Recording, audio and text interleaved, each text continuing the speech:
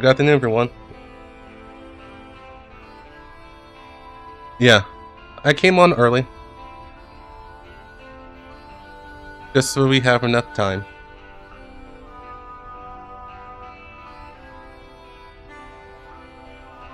Enough time to get through this.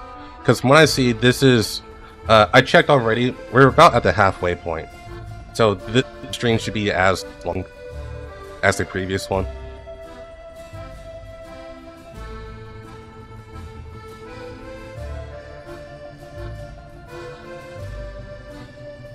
I'm excited to get this started, but I'm gonna wait a little bit just because I did start early. I'm gonna aim for like 5 minutes and then we'll go in.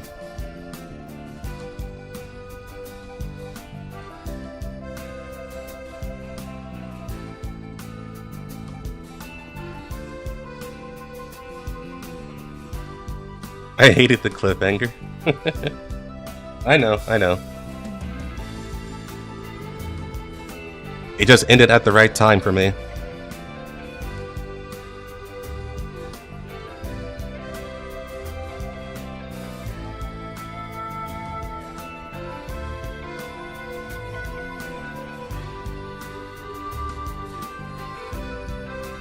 Yeah, Orphaline. Don't kill Orphaline. Nah. I'm fully expecting it, not gonna lie. Oh yeah, how was work? Yeah, I forgot to talk about that last stream. Yeah, so I am not working that job anymore. The long and short of it is that they weren't giving me enough hours. They were only giving me like, it was commission based, so they only give me like 2 hours a day, and that's like below living wage, even a little bit. So I couldn't work that job anymore.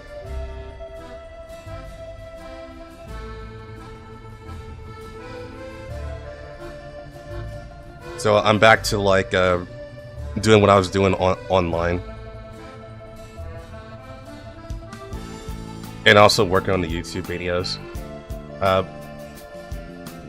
Yeah, right now, I guess the biggest hope that I have is just blowing up on YouTube. Because right now, I will say for sure, it is extremely hard finding a job, at least here in my city at the very moment.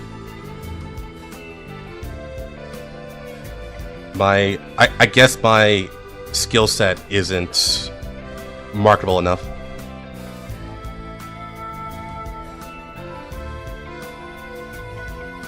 Yeah, it was 2 hours. Like 3 hours at best. And then they'll send me home because there was no more work to do, according to them, anyways. It's because the job there, it was more or less you had to learn how to use a forklift in order to have extra hours, but they also weren't willing to train me.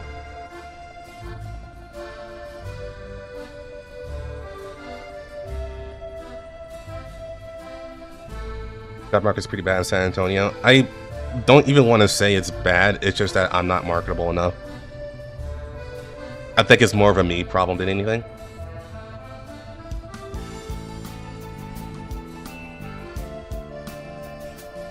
The shredded forklift, yeah.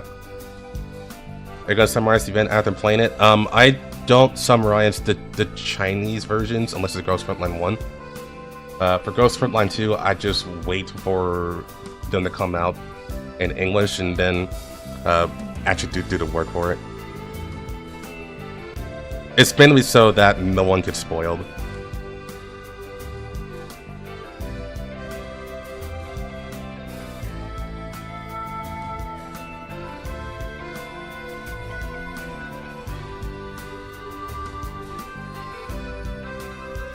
Yeah, probably so.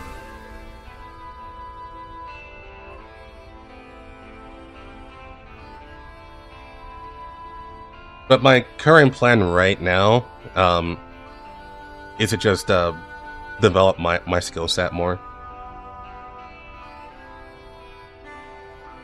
I'm gonna see if I can develop coding skills, because I have dabbled into coding. I just never really did a deep dive and tried really hard to get the skill set for it.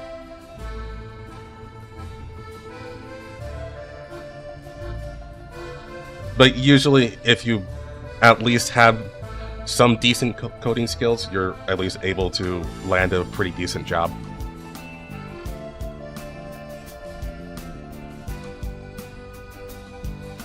Because my goal was to get a job first and then work on coding, but I may actually have to expedite the coding skills first at this point.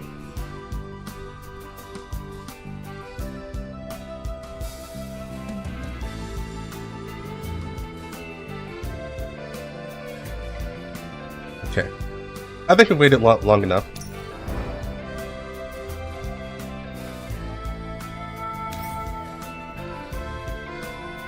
Make sure everything's good first.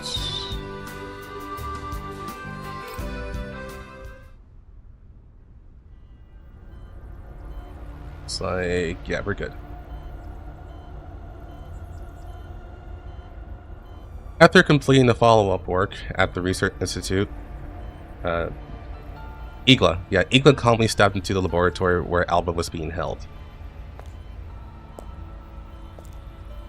Her footsteps echoed precisely and rhythmically on the marble floor, each step carrying an undeniable majesty. Or is it majesty in this case?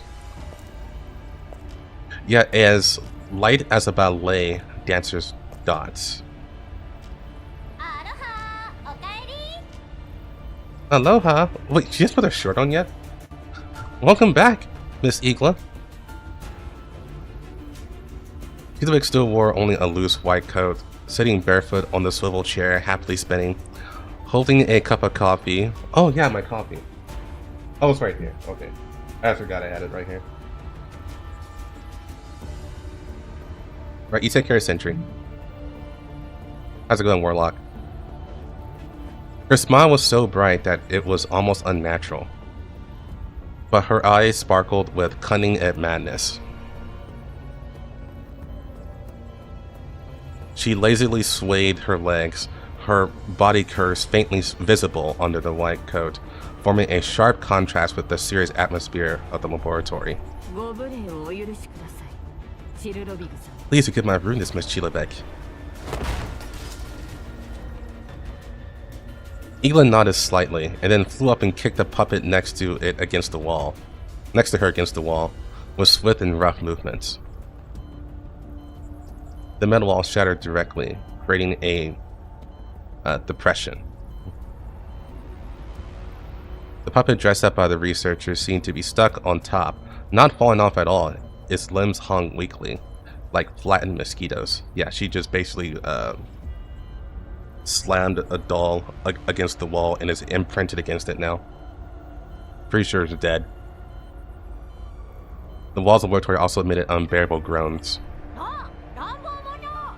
Oh god, savage beast!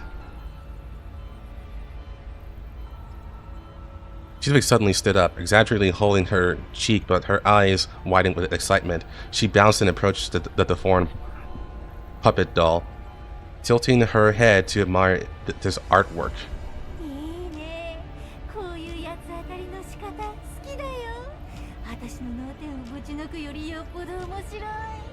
I guess the question, Dylan, is what's actually on the text itself, though? Is it verified that it's Paradeus project, or has people decided to adapt Eden's project? Because I just want to go by with what the text says and just leave it at that. I really like your way of expressing anger. It's much more creative than shooting me in the head. Forgive me for speaking frankly, Miss Quilovig. Eigla gently tidied up the cuff. The sound as soft as velvet, but the gaze was icy cold and piercing. I believe I expressed a clear point several times before, and this will be the last time I reiterate it. Our cooperation is limited to between you and me. Miss Orpheline, she is not among them. Oh, this is interesting. But yeah, we'll stick with Paradeus Project for now. If they change it, I'll change it with them. That's just so that whenever we bring it up in conversation, everyone knows what we're talking about. Quilovig carried her hands behind her back and spun around at Eigla like a curious little girl, thinking exaggerately as she walked. Why'd you suddenly mention Miss Orphelane? Is it because my relationship with her made you jealous? I guess that is it. Why do you think I provided something that shouldn't have been provided to you, our young lady? She has never been yours. That's natural, but she's not yours either.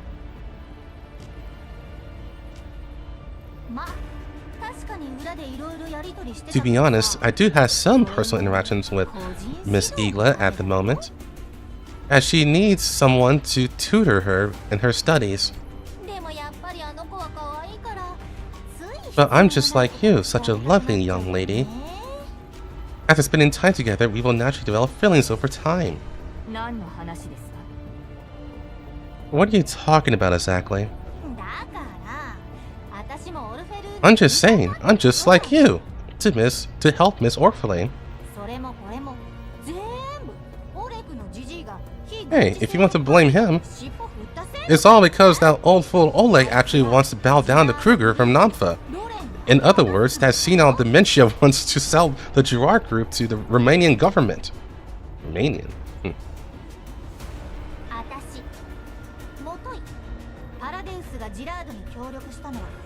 But, yes, or rather, Paradeus, our collaboration with Girard, is wholeheartedly aimed at helping the young lady advance the research and making Girard Group great again. If everything goes according to Lord Oleg's arrangement, the cooperation between Girard and you will come to an end. Not only, that damn dirty bald old man. I know from thinking about spaghetti mixed with number 72 concrete that he will definitely sell us out as a bargaining chip for his own self-protection. She suddenly stopped vigorously and sat on the experimental platform, swaying her legs happily in the air. So that's why I came to you, Miss Eigla. You're different from him. You're a smart person, but what I hope is that you can replace him and protect the Girard group under the pressure of Namfa. Protect our cooperation with Miss Orphelane.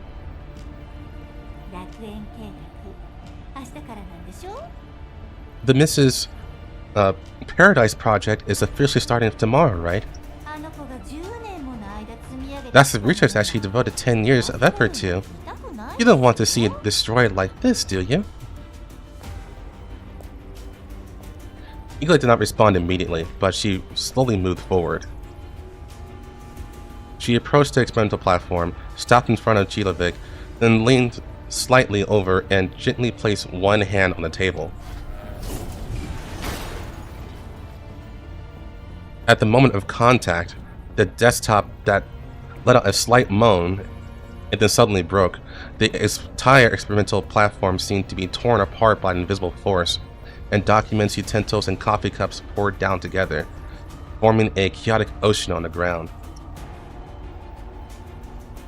However, Eigla remained motionless, not even a single wrinkle in her clothes.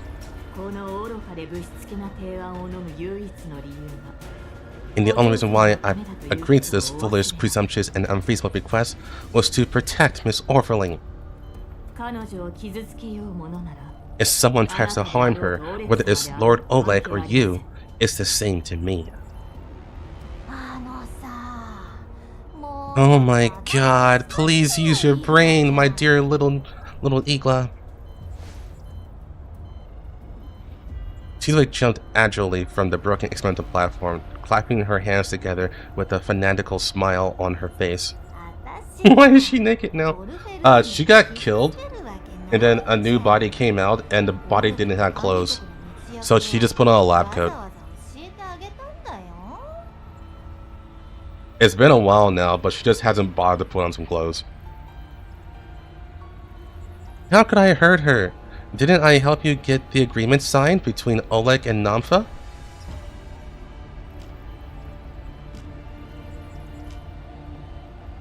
She would lean close to Eigla, her lips almost touching her ear. That old man is willing to surrender all his crimes in exchange for his own personal safety. She's Anita.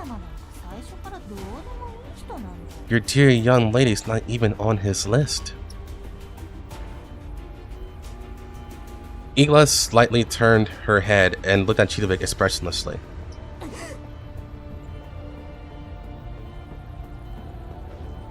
Immediately, she grabbed Quilovig's throat with an action that no one could see clearly, and lifted her up completely.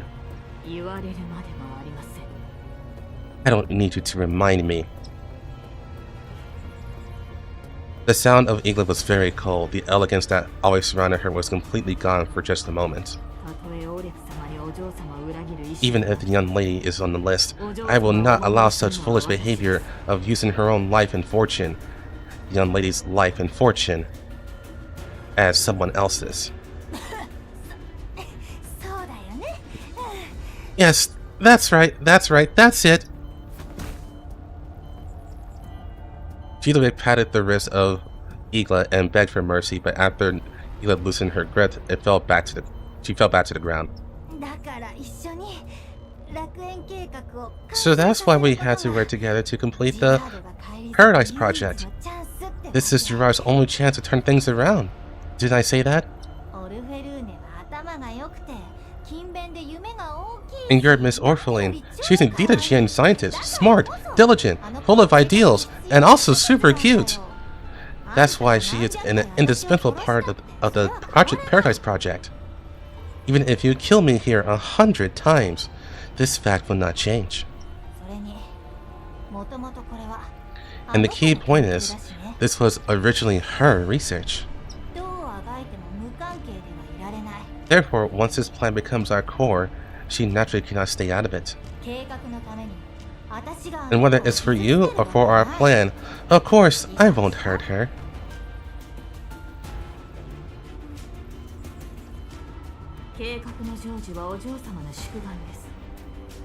I have no objections to this. Completing the Paradeus project is the long-cherished wish of the young lady. But Miss Orpheline is an esteemed scientist. Research is pure and noble, not a pawn in what you call a game or a plan. Perhaps persuaded by Quilovig, the aggressiveness of Eigla became weaker, but she still refused to budge on the issue of Orpheline. And Quilovig rubbed her throat, then tiptoed towards Eigla with a dangerous gleam in her eyes. Yes. She is different from someone like me. She's a well-behaved baby. But speaking of which, there's something that I don't know if you ever thought about, my dear Eigla. Once the Paradeus project is completed, Gerard will reach new heights and her talents will receive worldwide attention and recognition. At that time, those interesting little secrets inside her will become special, precious. With these words, Eigla's gaze once again cooled to a freezing point. Her posture remained flawless, with only a slight emotional fluctuation revealed by her tight jawline. Forgive me for being blunt. Your suggestion is both vague and impolite. If you have any opinion you want to express, perhaps you should state them in a more clear way. I'm just telling the truth. The truth is like candy. The more exquisite the packaging, the more delicious it tastes. Quilovig jumps up to Eigla and looks up at the most powerful third-generation doll, revealing a naive and dangerous smile. There are always gaps in the walls, Miss Eigla. What Paradeus knows, there will always be others who know. There are no true secrets in this world, only truths that have not yet been revealed. Should I understand this as a threat, Miss Quilovig? The sound of Eigla is still gentle and polite, but the temperature has dropped to a freezing point. The air in the lab also seemed to freeze due to her words. A threat? No, that's too rude. Quilovig exaggeratedly waved her hands, then suddenly became serious, lightly tapping a finger on her lips with a sharp gaze. I'm just offering some kind reminders. This is of course irrelevant to me. As long as the Paradeus project is successfully completed, you can also use it to revive Gerard, and Miss Orphaling has also completed her life. Although her age is a bit early to talk about her life, in short, she can fulfill her long-cherished wish. Sounds like a happy ending to me. As long as we don't consider the potential risk that may arise afterwards.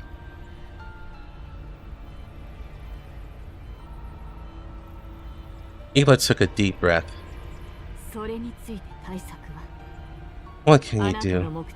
And what do you want? Firstly, the Paradeus project must be completed. This is the premise of everything, and there is no such thing as stopping the plan to protect her. That is simply the dumbest reversal of priorities. However, it's also easy to avoid risk, as long as you don't put her in the spotlight. If you could retrieve 043 as soon as possible and hand her over to me, perhaps I could independently complete the Paradeus project. She once again showed a bright smile, but her eyes sparkled with a shrewd light. In that case, whether Princess Orphaling goes or stays depends entirely on Miss Eigla's words, right? Although she is also a scientist, but it's really unfair to her, but... She shrugged exaggeratedly and spread out her hands. I value the feelings of my partners more.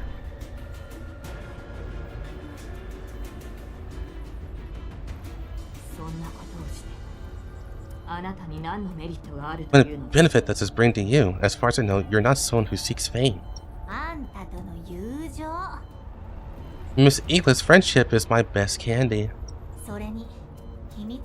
And secrets are also considered resources when they are in the hands of a few people. Quilovig blinked mischievously.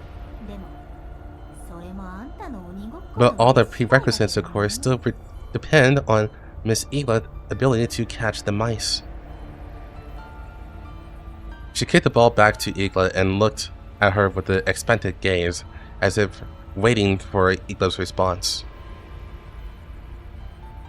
Eigla's eyes flickered for a moment, but in the end, she still didn't speak. Her gaze turned to Alba inside the specially designed hibernation chamber. Through the observation window, it could be seen that Alba was struggling in pain under the illusion. She knew Quilovig was right, and regardless, her most important task now was still to capture Voimosina, bring back 043, and complete the objective she had received from the beginning.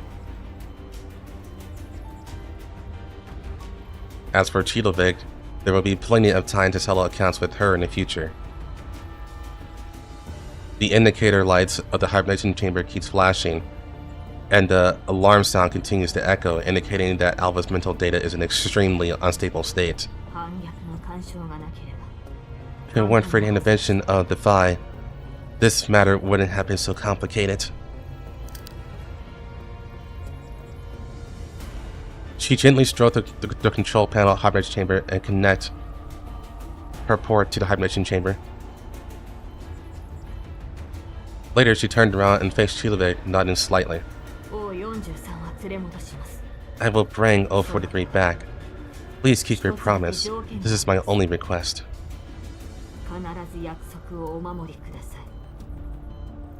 Remember your promise.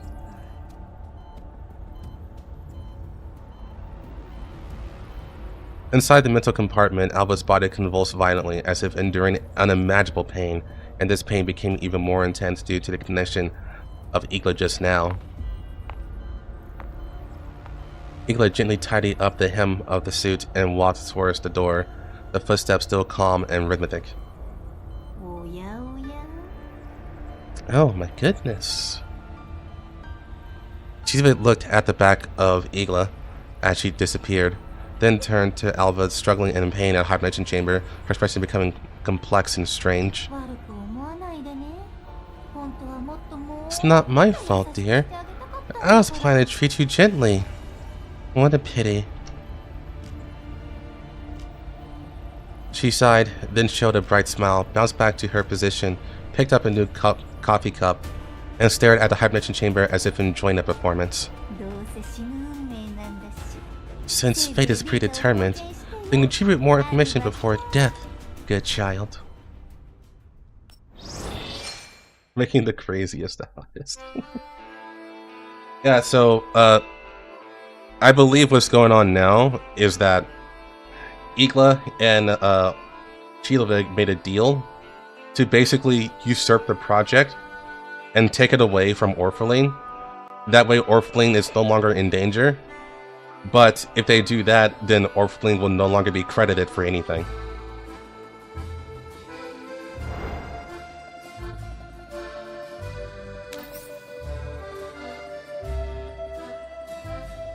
Because Orpheline won't be the one who completes the project.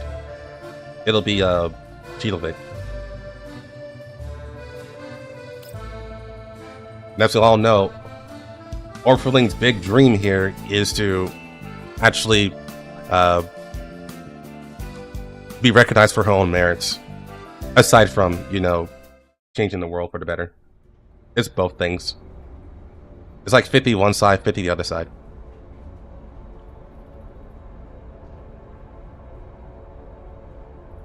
But if it fails, she gets the downfall. Well, the plan is to not fail, right?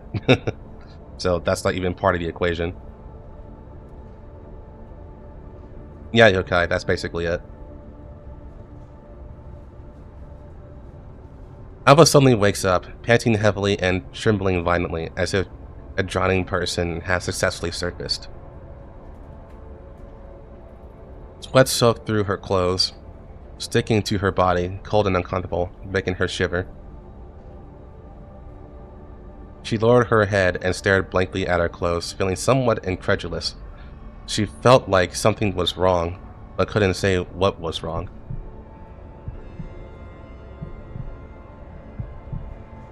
Her hand was placed on her soaked chest, feeling the intense beating of her heart as if it was about to jump out of her chest, and the dull stirring sound echoed in her ears. Sweat? Heartbeat? She looked around in confusion and found herself sitting on a train. The train is moving rapidly, and through the window it can be seen that it is in a desert. Yellow sand fills the sky boundless. The strong wind howls, sweeping up dust and sand, covering the sky and making the distant scenery hazy and unclear. The scorching sun is burning the earth, and the dry and burning atmosphere permeates the air as if it is about to dry people. The ground is dry and cracked, with no grass growing, presenting a despairing desolation. The cracks and fissures crisscross, telling the story of the dead silence here. She is very familiar with this scene.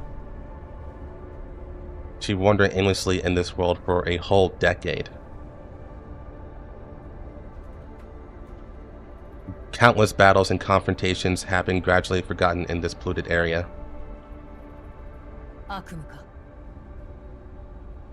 You had a nightmare. Waymatsu's voice rang out from beside, breaking the silence amidst the howling. Her voice was very light, calm, and seemed to have no emotional fluctuations, like some inorganic electronic synthesized sound.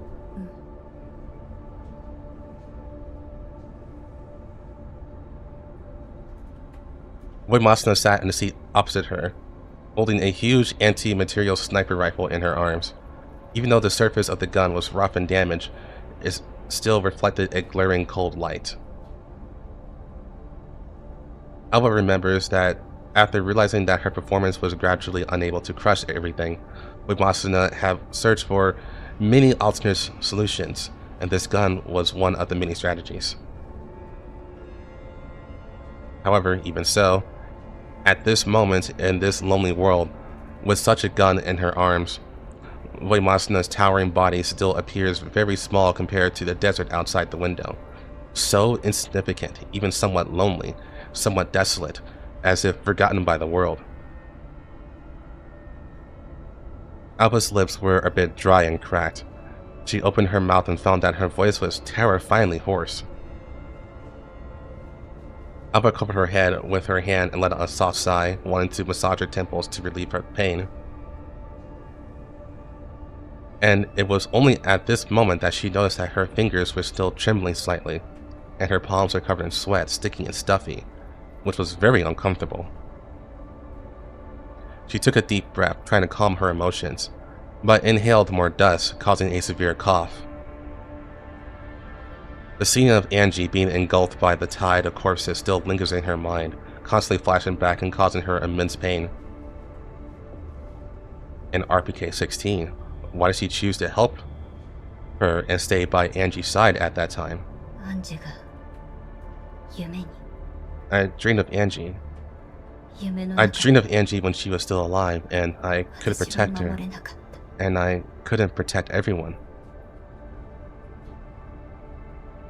Her voice was filled with pain and self-blame, with a hint of choking intermittent, as if she could cry at any moment. Whenever she thinks of Anjie, an indescribable sadness surges in Alba's heart, like a knife cutting. Every time she recalls the past, the first time they lost Anjie, she can't help but think if she could have been more sensitive and discover problems earlier, or if she could have protected AK-12 from missing that battle. If she could be stronger, if she could make the right choices, perhaps none of this would have happened. Perhaps Angelia would still be alive. Perhaps Defy would still be intact. Perhaps. However, there is no possibility. Alba knows and is well aware that there is no possibility in this world. Sorry, 15. I said some meaningless nonsense. I really have such nightmares, even just not used to it. She really has nightmares. To be precise, she never has nightmares, and even dreams themselves are rare. Dreaming? I can dream? Yeah, she is a monotonous doll. No matter how much she looks like a person, she is still a doll. Death does not belong to a doll. Neither does a heartbeat, nightmares, and sweat. She stared blankly at her hands, soaked and sticky with sweat, and her thoughts snapped for a moment. You became self-aware.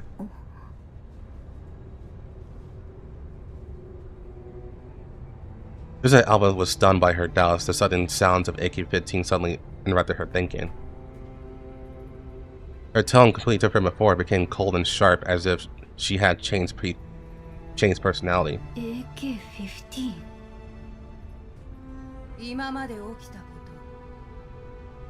All this has happened before. Anjie's death, Paradeus' rampage. We have fallen to this point because of you. Because of your incompetence.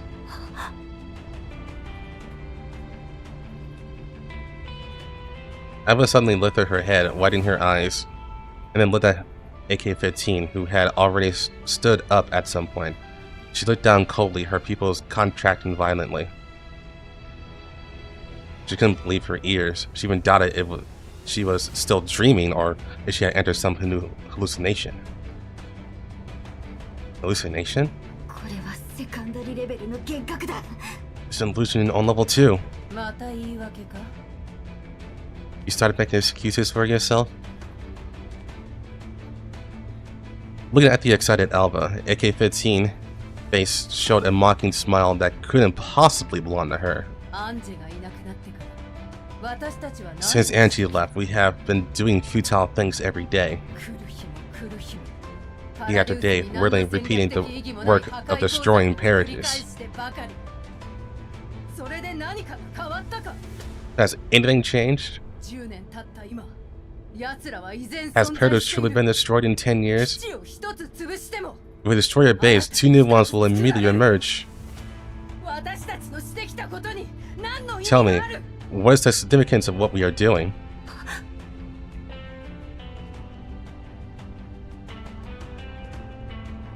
AK-15's voice grew louder and louder, filled with anger, hatred, and despair, even a hint of trembling.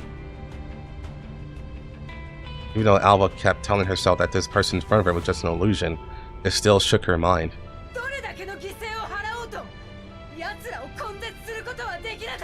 No matter how much we try, no matter how much we sacrifice we make, we cannot completely eradicate them.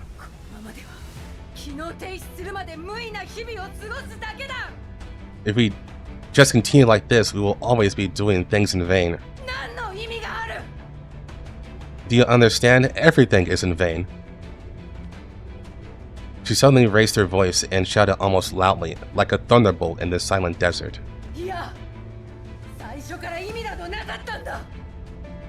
All of our sacrifices, all of our efforts ultimately have no meaning at all.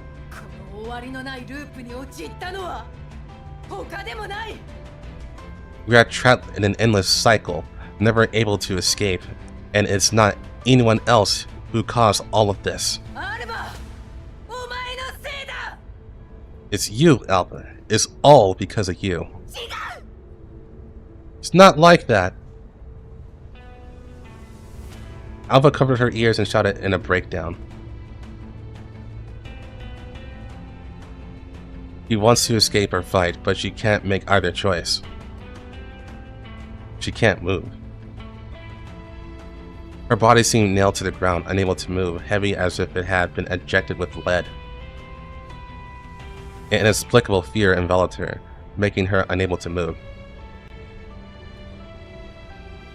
Hallucination? Why can't she believe that this is hallucination?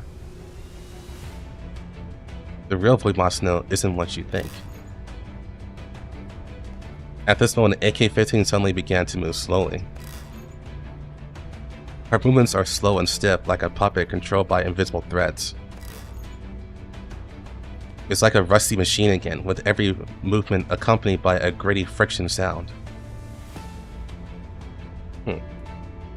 As she approached, her face gradually changed. Her face began to twist and deform, and her facial features became blurry, like a sketch erased by an eraser. Her eyes became hollow and lifeless, losing their radiance, like 2 black holes trying to suck people in. Her mouth opened in a strange curve, revealing sharp teeth like a wild beast, which was chilling. That's not AK-15. She is herself. You know I'm right. Whether I am an illusion or not. What I said is true. The fact that you are well aware of. In front of her, Alba reached out and grabbed her neck. Feeling unable to breathe, the panic caused by suffocation filled her heart. Everything in front of everyone in front of her gradually turned black. Is that how it ends?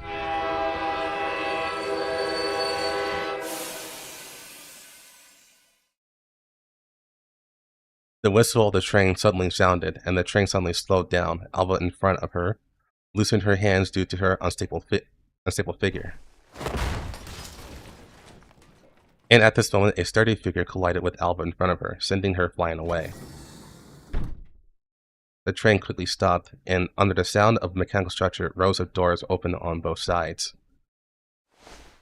While Alba was coughing by touching her neck, Wipha pulled her up from the seat. 行け。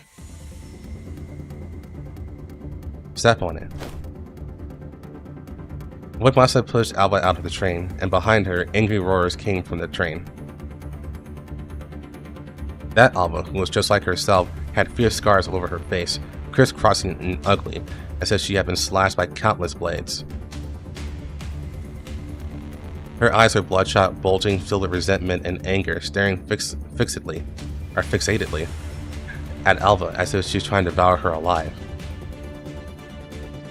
And when Wipha turned around to face the enemy, she turned back and gave Alba a final glance, then strode into the carriage and threw her fist at the ugly figure. It's your fault. It's all you. That Alba began to split continuously, and piles of corpses fell to the ground, rowing and rushing towards her. Alba felt her breathing become rapid, but she must remain calm, not to be deceived by the illusions, and not be controlled by emotions. She must find the flaw in her illusion in order to escape from here. She took a deep breath and tightly gripped the gun in her hand, feeling the cold touch of the weapon and trying to calm her emotions. The train closed its doors and began to move away, taking away the fighting Wipha and the ugly Alba, while the tide of corpses that had fallen out of the car was already rushing towards it. This is a battle that cannot be lost. If she loses, she'll be trapped in this illusion forever, unable to escape, and will live in pain and self-blame forever. There will be no day to turn things around again. Text, okay.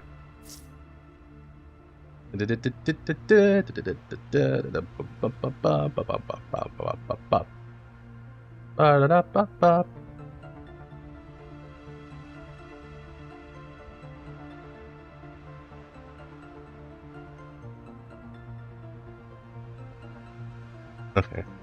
It's your fault. It's all you.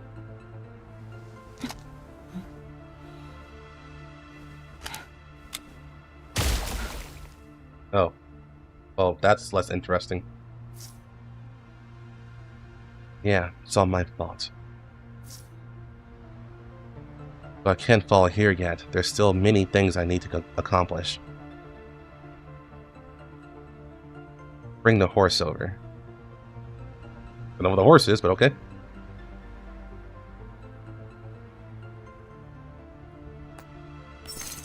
Is the horse Kukai?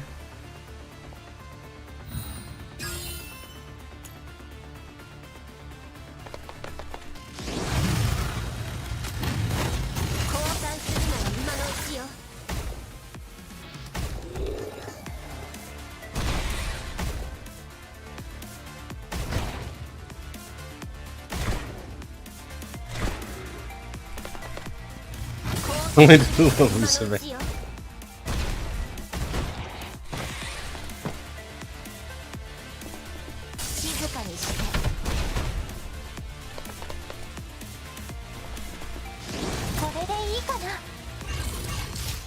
The Playable Dolls is all RPK 16.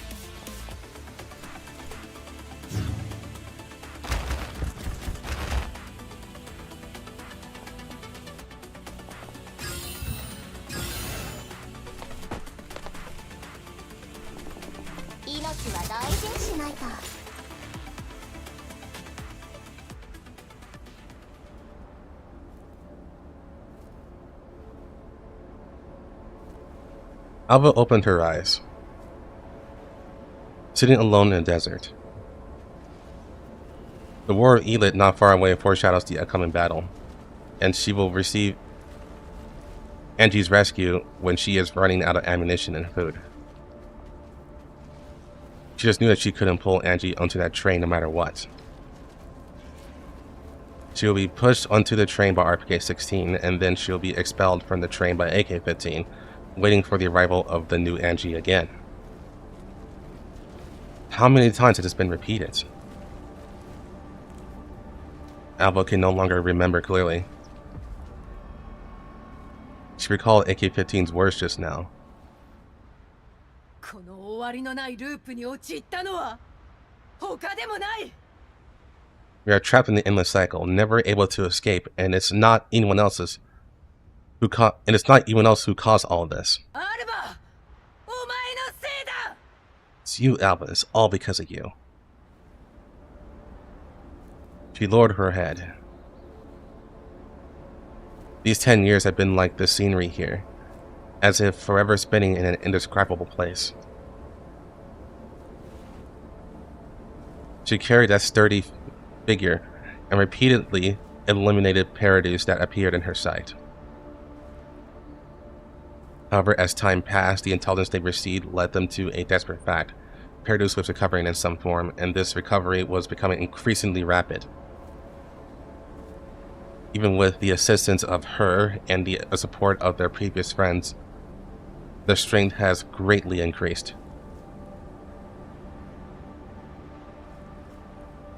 However, the day of realizing the wish of the former captain seems to be getting farther and farther away. This is both a nightmare and a representation of reality. I think they've been former commander, but yeah, just throwing that out there. Alba reached out her palm, which was a small Rubik's Cube.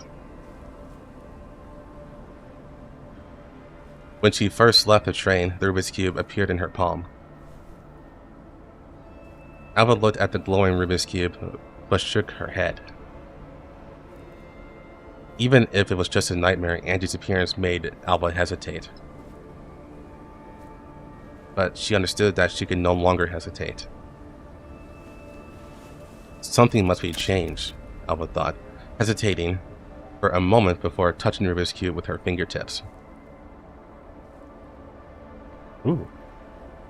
Ooh, ooh, ooh, ooh. Rubik's Cube emitted a faint light, and across from it, a blurry figure gradually appeared.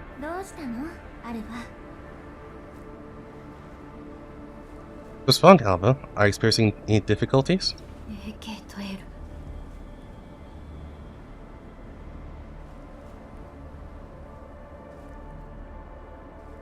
Alba stared blankly at the familiar face, familiar yet somewhat unfamiliar. Hasn't seen her look like this for 10 years.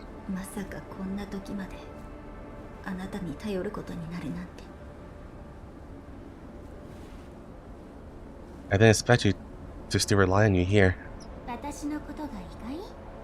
Really? Do you know that everything here was simulated by yourself?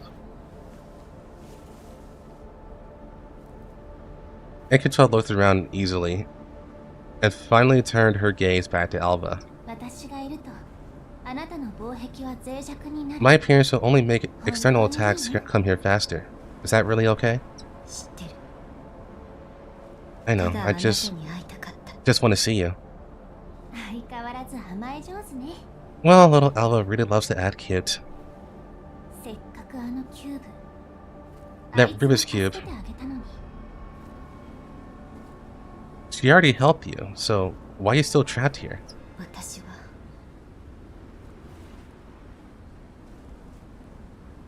AK-12 in front of her closed her eyes and showed a gentle smile. I mean, her eyes are already closed, but whatever. You actually don't want to do things yet you don't even think are meaningful, do you? I don't think I'm doing something meaningless. So why are you still trapped here? I have been doing what I think is right, but my self-perceived correctness has become blurred over time.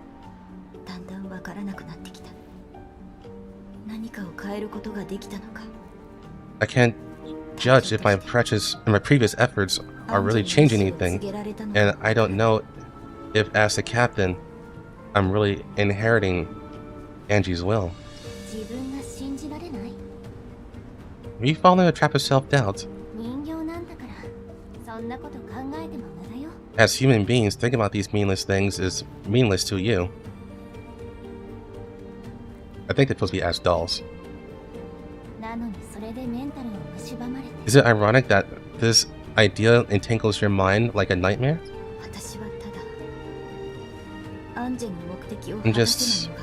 I'm just afraid that I won't be able to achieve Anjie's goal.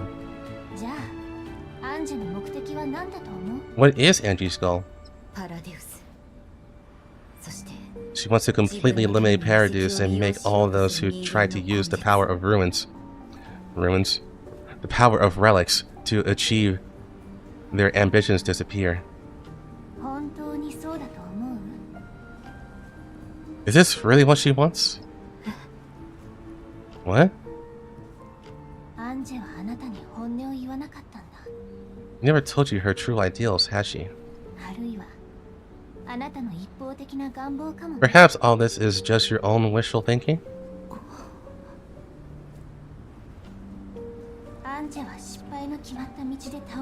She fell on the path of inevitable failure, while we followers are repeating the same mistake. Her wish was too grand, so grand that she cannot afford to fulfill it. So grand that even those who try to inherit her cannot understand her wish when she disappears. Anjie was just following her instincts in vain towards the bright place, but that place was actually a cliff. She fell down. How about you? Do you want to become that lost follower? 10 years has passed. Has anything changed? Do you know why I'm trapped here and still have to listen to you say these things? Why? But no, these are all my own thoughts in my mind.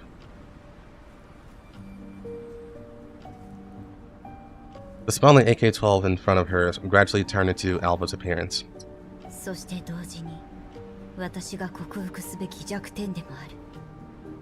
This is my weakness, a difficult problem that I must face and overcome. I have been thinking about why Anjie still struggles in such a desperate situation. I remembered what she once said. If life is destined to be in vain, what is the meaning of struggling?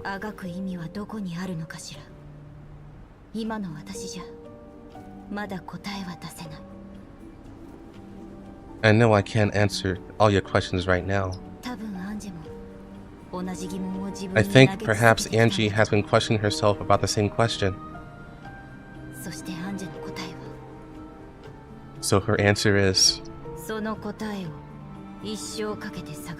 I will spend my whole life answering this question. I kind of saw that coming. It's one of those quotes I saw in another anime before. The question is,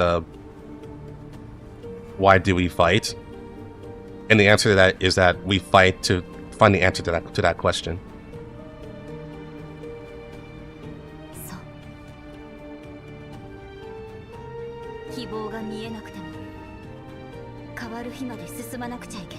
Even if there is no hope, someone must keep moving forward. One day, everything will change.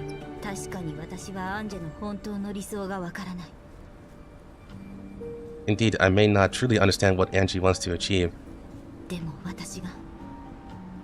Just I know that as long as we haven't given up, her will hasn't died.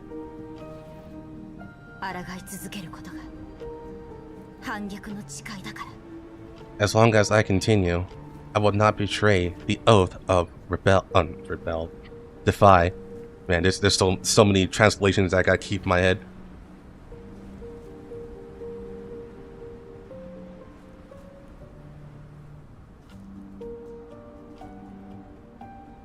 Alba in front of her showed a calm smile. Choosing always comes with a price. She paid a price for her own choices. What about you?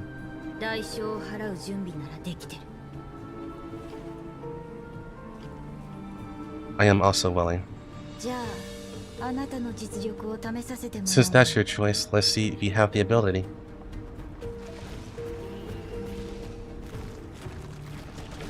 In front of her, Alba began to split continuously, and piles of corpses fell to the ground, roaring and rushing towards her.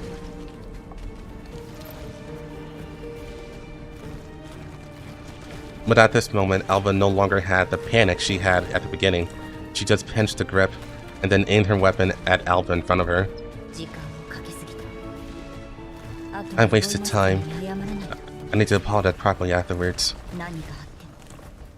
But I had to keep moving forward, because I can't do it without moving forward. It's not so, Anjie. Na na na na na na na na na na na na na na na na na na na na.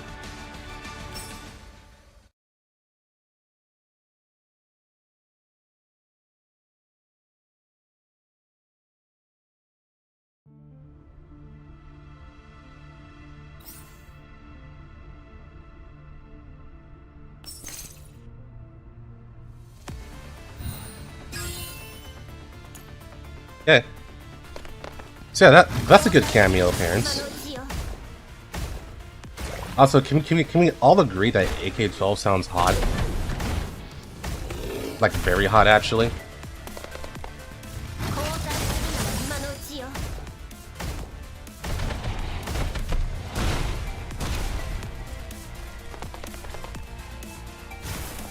Yeah. Coping fights to kill Jaegers.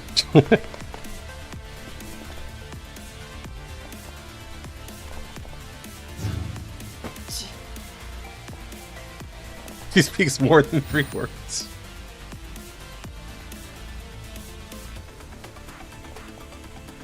What's going on?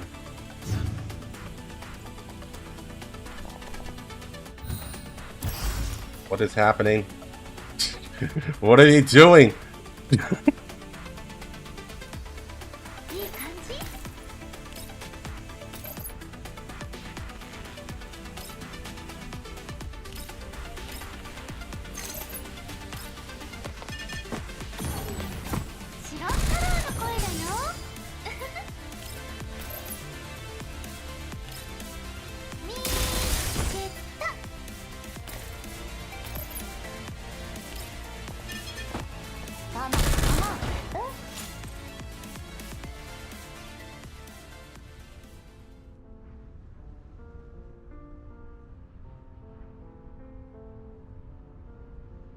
And here I realize.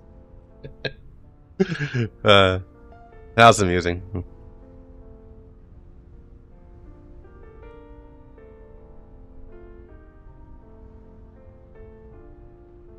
The desert, yellow sand, bonfires, and endless Elid have all disappeared without a trace. All that remained in front of her was a pure white space. What is this? Her mind is no longer manipulated by illusions, calmly waiting for the final conversation.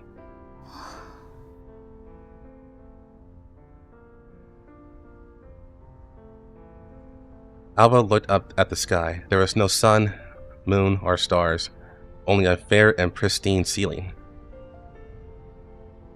She looked around in confusion, feeling the silent world.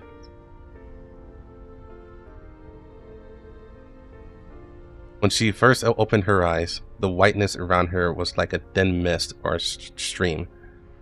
But she began to observe calmly. The mist slowly faded away.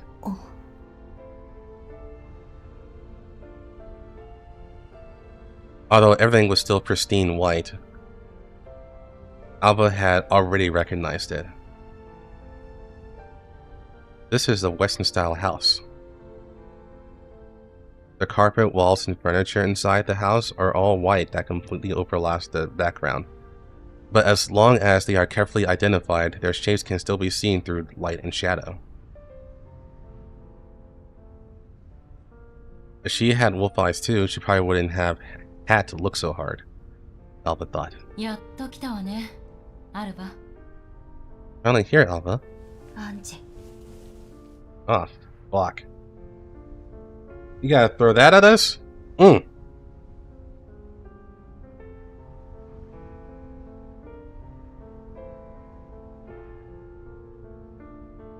As if she had known that Anjie would appear, Alba turned around and looked in the direction of the sound. And Angelia was wearing a pure white dress. almost blending into the background, with only her familiar face and confident smile clearly visible. He looked softer than Alba remembered, without any trace of battle.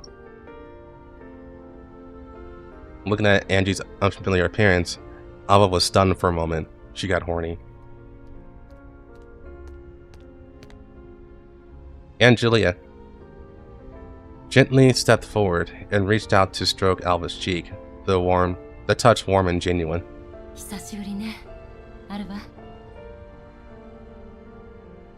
Alba, long time no see.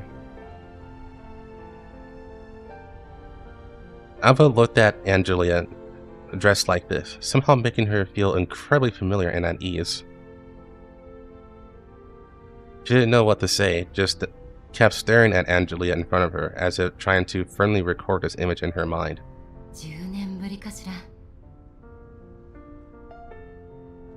Haven't seen each other for over 10 years, right? Yes. Really, it's been so long in a blink of an eye. Anjie scratched her head a bit self-deprecatingly, not knowing where to start for a moment. By the way, how have you been these 10 years?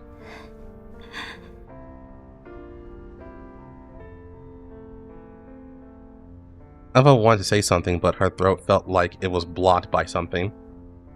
She looked at Anjie, and a complex emotion surged in her heart that was indescribable. Anjie takes Alba's hand and walks slowly with her in the pure white mansion. Alba calmed down her state, told Anjie about the battles of the past decade and Defy, told Anjie that they had formed a new anti-relic organization, and told Anjie that she was at one base after another to eliminate Paradeus. Angelia just smiled as she listened while Alba kept recounting her experiences. Did she want to say everything from 10 years in one breath?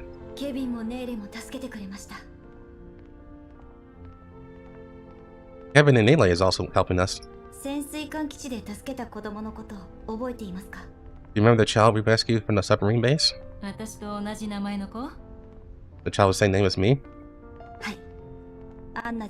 Yeah, Anna. He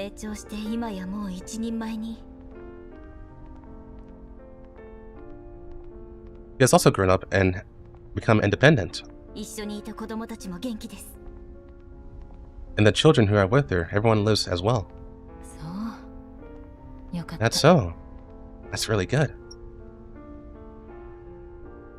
Suddenly, Angelia stopped and turned to face Alba, asking her in a tone as if asking what to eat for lunch.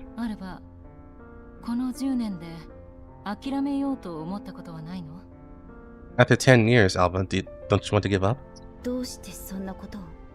Why suddenly ask this? Paradeus is too big. Perhaps you will never be able to defeat it.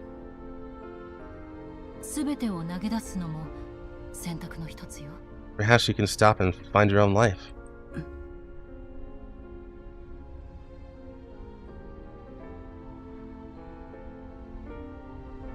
I'm sorry, I gotta bring something up. Is it me, or does Angelia's chest size feel inconsistent? I gotta ask that, because in one costume she's like massive, and in another costume she's flat.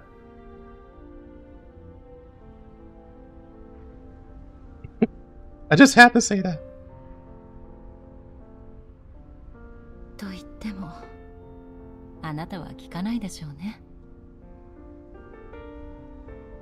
What Alpha Tree?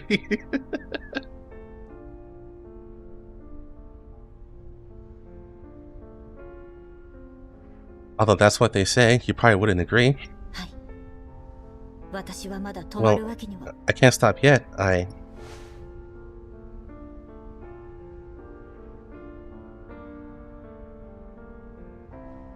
Before Alba could finish speaking, Angelia gently embraced her and said in a a voice as if coaxing a tired child to sleep. I'm sorry I left everything to you.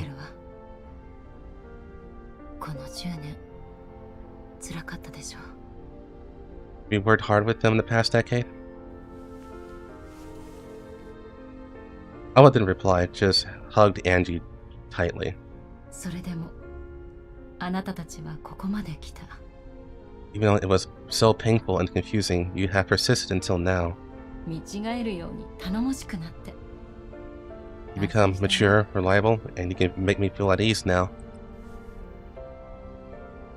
Alba looked up reluctantly, and after a long time, she managed to utter a sentence that was almost inaudible.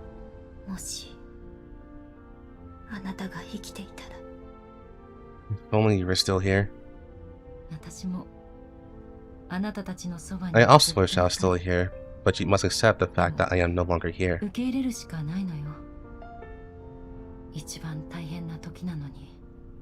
Sorry. When everything becomes heavier, I can only be powerless on one side. It's okay. As long as you've been there before, as long as it's like this.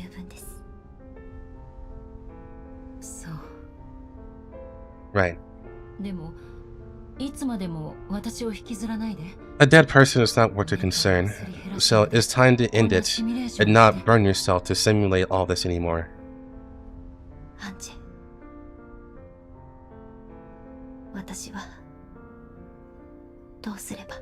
What should I do? I don't want to give up, but sometimes I really don't know what to do to become better.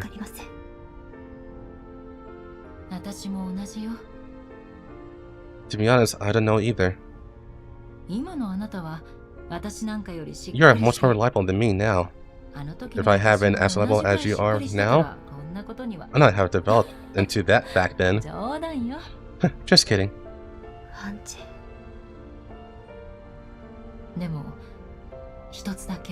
However, I may be able to give a small piece of advice.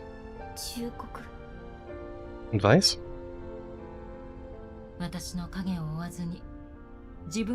Make doing the right thing your goal, instead of following my exception. Inheriting my will does not mean you'll be trapped in past beliefs. Find the goal that you also agree with. My goal is... like what we did before, you must have saved many people in these 10 years. Will you regret the effort you put in for this? How can I regret that? In that case, you can continue to save, use your power to save those innocent people, and keep saving until the day you truly find the right path. One day we will realize where the right and just path lies in our hearts. Aren't we just constantly exploring and moving forward like this?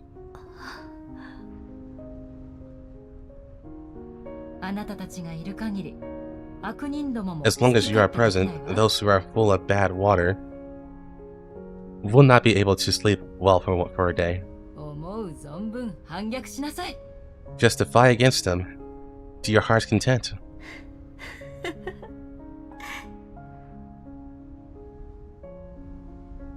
Alba showed a relieved smile, and Anjie laughed along with her.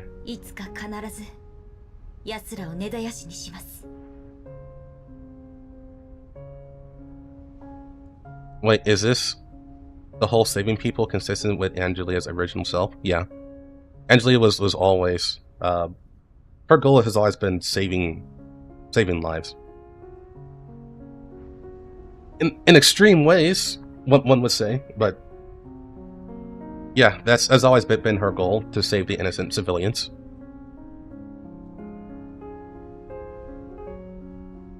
Even before Paradeus became a thing. Now, when Paradeus did become a thing, it became a lot more black and white, for sure.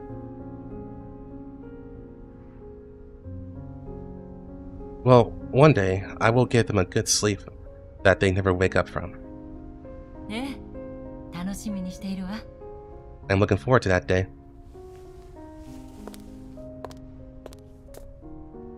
Anjie stretched lazily, took a few steps forward, and then turned back to look at Alba. そろそろね。 What do you mean? She only told Infor to blow up a bomb to turn half of the KCCO into elids. Okay, it's almost time. 私らしくないことをいっぱい喋ったけど。 I said a lot of things that don't look like me. After all, the I here is not me. But I believe that what Angelia wants to express is not much different. At most, it's a bit worse than my tone. The I in your memory is too gentle.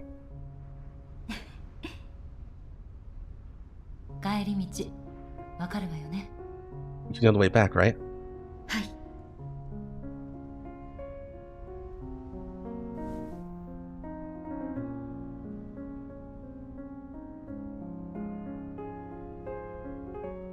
I'm surprised Anjie hasn't asked about the commander. That's, yeah, like what others have said, this is not the real Anjie. This is just a simulation that is built, or that, I'm gonna say 94, that AN-94 conjured up 10 years ago. Maybe, probably 10 years ago. And it's in her deepest layer. So she doesn't need to ask about commander, because she knows that the commander is all good.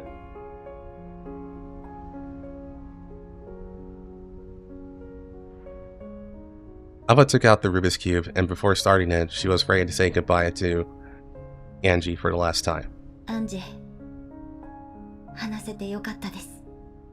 it was great to talk to you.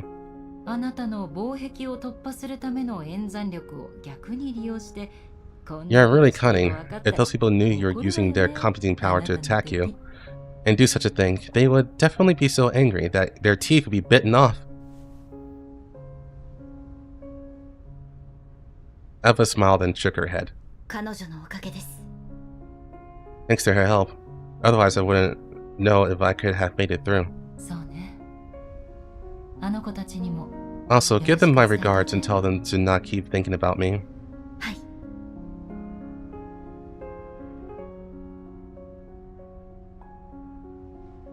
Alba extends her palm, and the Rubik's Cube is shining brightly. She pinched her palm, and when she opened it again, the Rubik's Cube turned into the familiar MP443. Let's do it, Alba. I should need to translate that. Alba raised her gun in the crosshair. Angelia smiled and waved at her.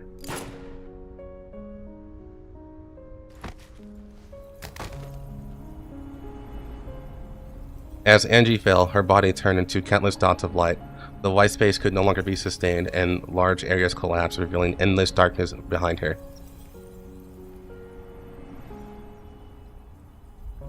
Before everything returned to nothingness, Alba seemed to see the blurry figure standing in the distance. The figure simply nodded and then turned away, disappearing into the collapsed white world.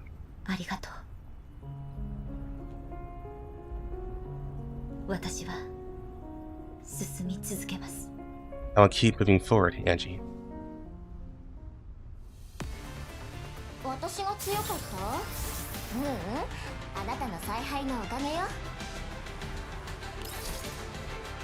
Oh!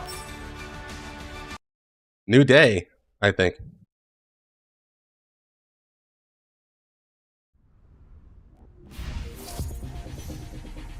Yeah.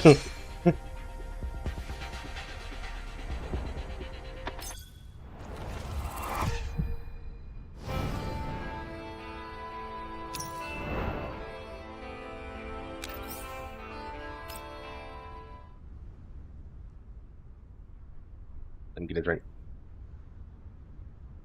I could need time after that. Yeah, that was pretty emotional. I like that. That one was really good.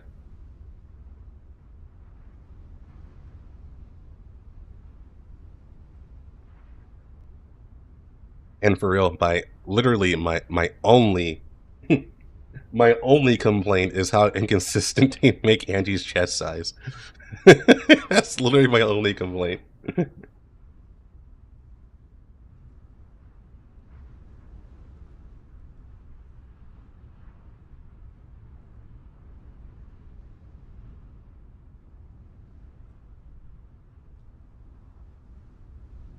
How that made me guys depressed? That was a happy moment.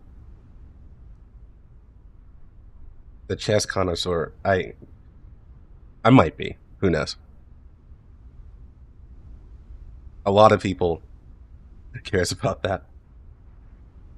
Do you think the story vibes became closer or reminiscent to a Girls on One vibe? I think, as it stands right now, the entire vibe is close. I'll put it that way. The tone is there, but the vibe of Girls from Line 2 seems more hopeful than depressing at the moment. Like so far, they have averted nearly every tragic moment. And so it's either been neutral or positive. We haven't seen like an actual tragedy come down in this story yet. And maybe it will happen, but it hasn't yet.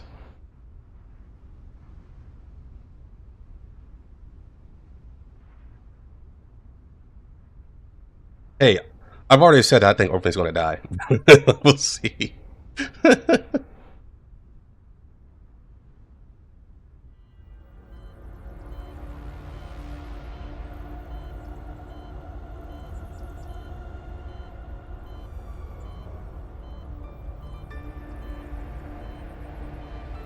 The familiar buzzing echoes in her ears, and the sound of various instruments and equipment operating intertwine like an endless industrial symphony.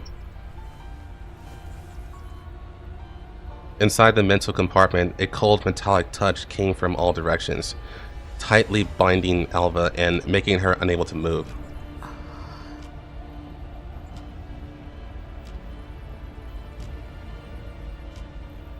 Alba slowly opened her eyes.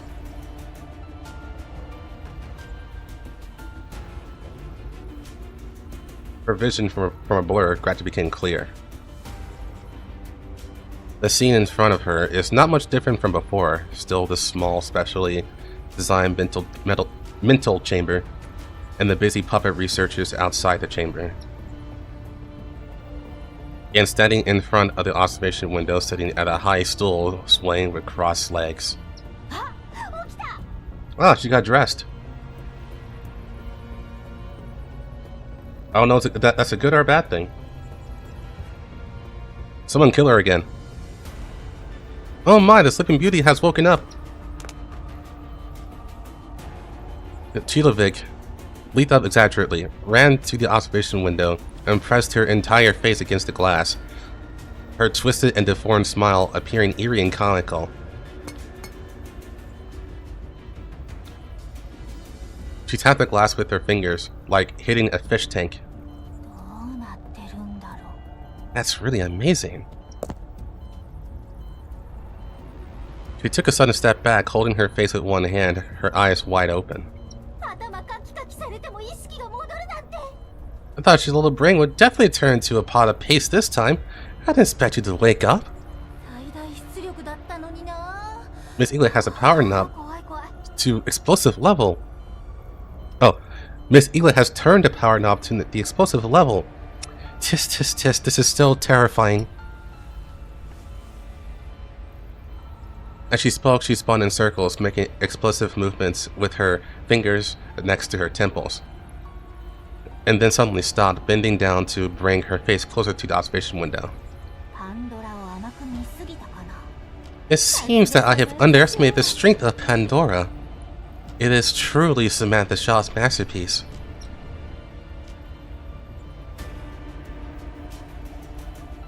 She grinned, revealing a row of neat teeth. Then suddenly made a disappointed expression, let out a heavy sigh, and exaggeratedly lowered her shoulders. It's a pity. I was planning to recycle your data fragments and piece them together like a puzzle. Maybe I could find some interesting things.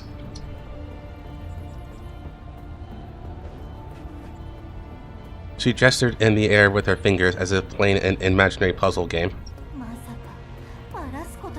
But now it seems like even if I really want to destroy your little brain pouch, I'm afraid I can't do it.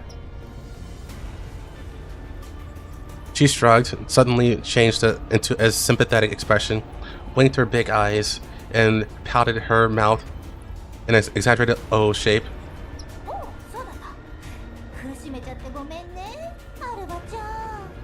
Oh, by the way, dear little Alba, I feel very sorry for the pain you just experienced.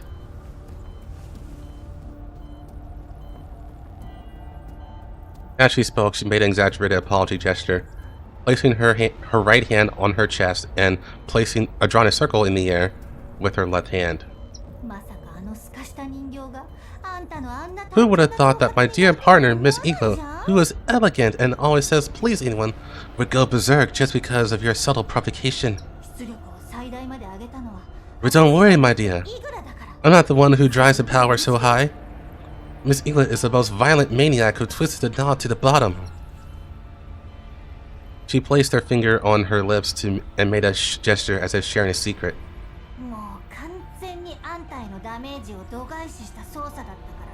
The operation of Eigla has completely exceeded the safety limit, even beyond my expectations. Oh my god, I'm really scared. Even I did not turn the power on so high. After all, who knows what might happen? Maybe it'll blow up the entire lab. But to be honest, my dear, I can't stop her. You should know better than me that she's a complete monster. You make her unhappy, God knows what will happen. May I really be cut in small pieces. She made a throat-cutting gesture, stuck out her tongue, and then giggled again.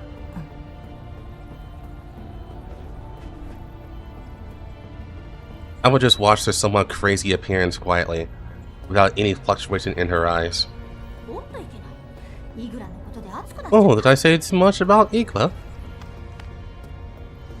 She suddenly stopped and lightly patted her cheek with her hand as if blaming herself. Now, you're the protagonist, right, little Alba? She looked at Alba with a smile, licked her lips, and her tone suddenly became low and seductive. Although you have overcome it, it is remarkable, but miracles are not infinite. You should know better than anyone how painful it is to endure mental attacks. She leaned against the observation window, lightly tracing her fingertips across the glass surface. Perhaps, would you be willing to tell me a little secret now? She tilted her head and asked in a tone that was almost coquettish, but her eyes flickered with a dangerous light.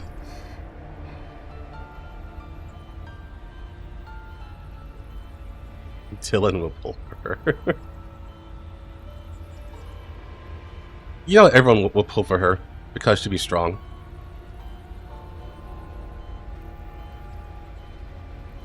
In the face of Quilovig's question, Alba did not immediately answer, although she could feel it, whether it was because her state had recovered or Quilovig had turned off the switches. In short, she should now have the ability to speak. But she still just looked quietly at Quilovig with no emotional fluctuation in her eyes, like a stagnant pool unable to see any waves.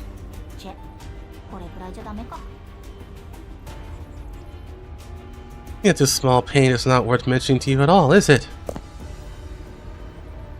She pouted and stomped her feet like a child who just didn't get candy.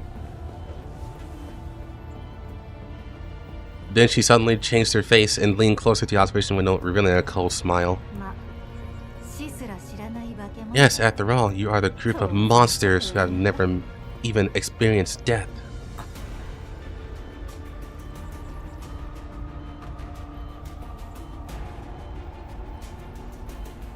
Alba's eyelids twitched.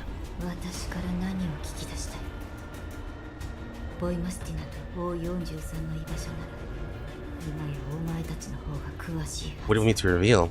I've been imprisoned here by you for a long time, and may not know the whereabouts of Wipha or 04 to be better than you do. Regarding the situation of the Phi, you Paradeus have already mastered enough. It is you who are hiding in the shadows, and we are the hunters. No, my dear, you're completely mistaken. She shook her fingers, turned around, and shouted to stay away a bit. I'm not interested in those things. They're just boring things that Miss Eigla cares about. I thought you were companions. Let me correct that, dear. We are just collaborators. Work relationship. Pure exchange of benefits, but just like pizza and cola. Completely different, but occasionally appearing together.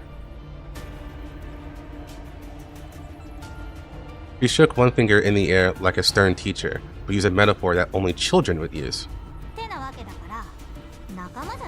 In the current situation, we only have a common goal, but we are far from being comrades.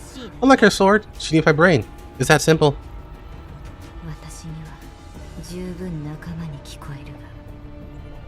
I'm talking about companions.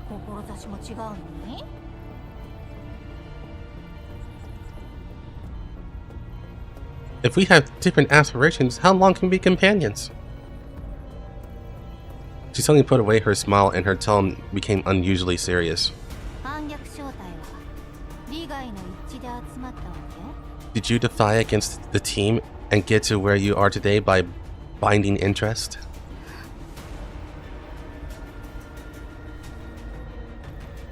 Alba lifted her head slightly.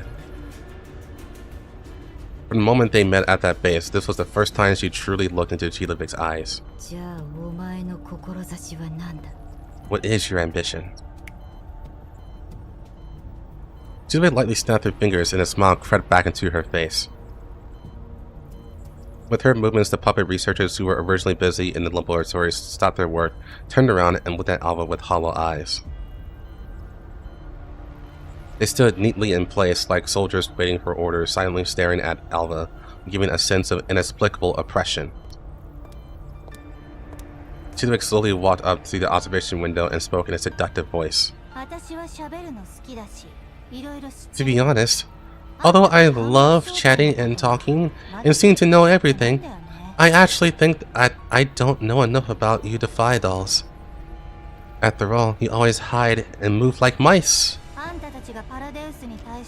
But I know that you have an almost paranoid hatred towards Paradeus. This kind of hatred makes me curious and puzzled.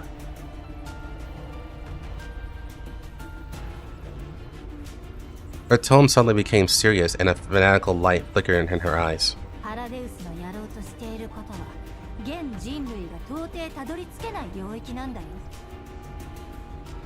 In my opinion, Paradeus research is a miracle that surpassed the current level of human technology. This is true.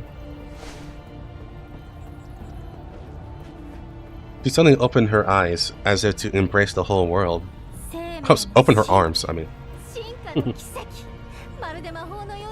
We are exploring the mysteries of life and creating miracles of evolution, like magic, but better than... because it's science. Her eyes sparkled and her eyes were bright, gazing at something that didn't exist in the sky. Even in this process, there will be some small sacrifices, and some insignificant costs will be paid. But the ultimate result will be beautiful and worth it. So splendid, so beautiful. Just like making a cake, you always have to break a few eggs. She made an egg beater gesture. Get something like this. I don't know. And then raised her hands as if showing an invisible cake. We will lead humanity towards this next stage of evolution, creating a brand of new and a better world. She paused, her tone becoming gentler, as if speaking to a lost child, but the fanaticism in her eyes remained undiminished. And you, Alba sweetheart, could have been part of this new world. Ah, this again. You possess such a powerful mind and exceptional potential, yet you are trapped within this old shell bound by meaningless hatred. I need a drink.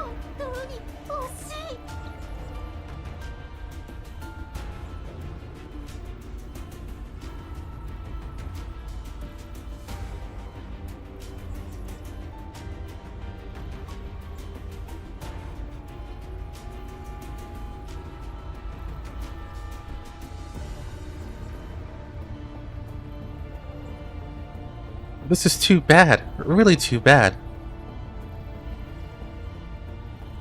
The big exaggeratedly wiped away the non-existent tears as if feeling regretful and puzzled towards Alba's choice. Okay, little Alba, I'll give you a chance. An opportunity for you to break free from the past and embrace the future. As long as you are willing to join us, I can fulfill a wish that you cannot refuse. A wish? That's...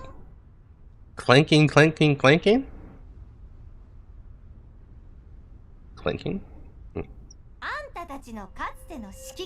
Revive your former commander.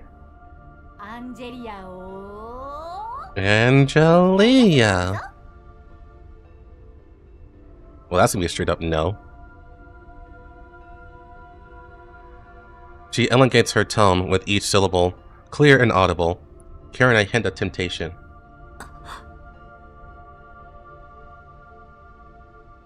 You know she's gonna say no.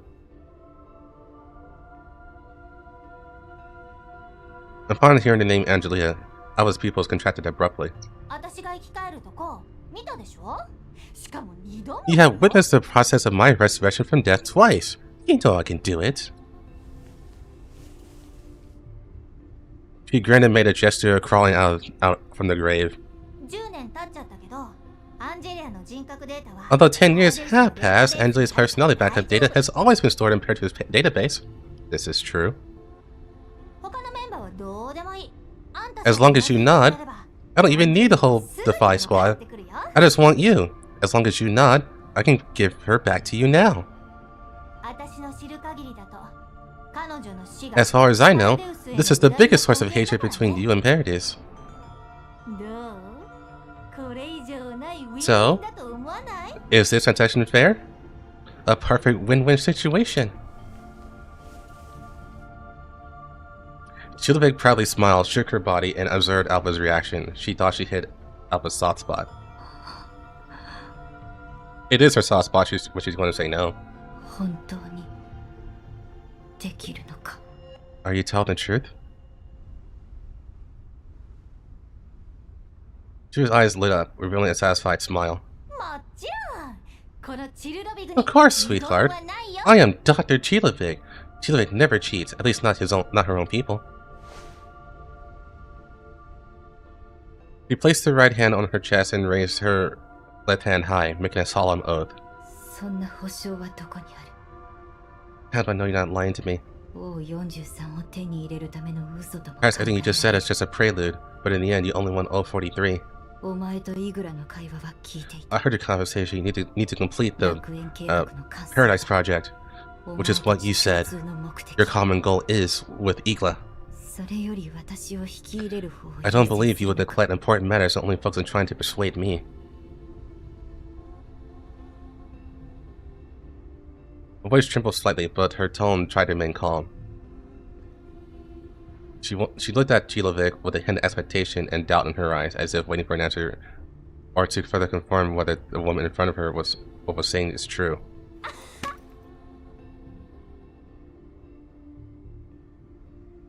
Quilovig slammed her thigh and let out a burst of exaggerated laughter. Darling, you underestimate too much. I am a genius who can multitask. To persuade you and to complete the Paradeus project, I can grab both hands and step on both feet, as simple as dancing a duet. So, what is the Paradeus project? Oh? You really want to know that much? She raised an eyebrow with a hint of playfulness in her tone, leaning slightly forward as if sharing a major secret. In her opinion, Alba was clearly moved by the condition she had proposed and began to waver. Since you're so curious, I'll tell you a little bit. She approached the observation window and spoke in a mysterious tone. The Paradeus Project is a great plan. A plan that will change the fate of humanity. We will use a flower that can attract butterflies to glimpse a new world that no one has ever been able to set foot in. A world without war, disease, and pain. A world that only has happiness, and only eternity. She opened her arms and closed her eyes as if she had already seen that beautiful new world. In this world, everyone can break free from the constraints of their physical body and attain eternal life. Everyone can achieve their dreams and have limited possibilities. And all of this requires a qualified flower to become that important. Key. Ah, shit, that term again. All this requires a qualified flower to become that important key. She suddenly opened her eyes with a fanatical gleam in them. She threw out another word. Another new word, key. That is not a new word. Fuck off. It'll be new to anyone who hasn't played GF1 before. You understand, little kitty? Now it's your turn to make the decision. Quilovig smiled faintly and threw the key to Eve. Oh my god, please tell me what the key is!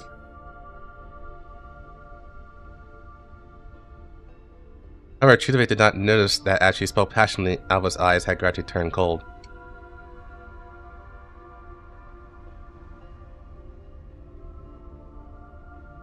The original hesitation eventually disappeared completely, leaving only mockery and anger.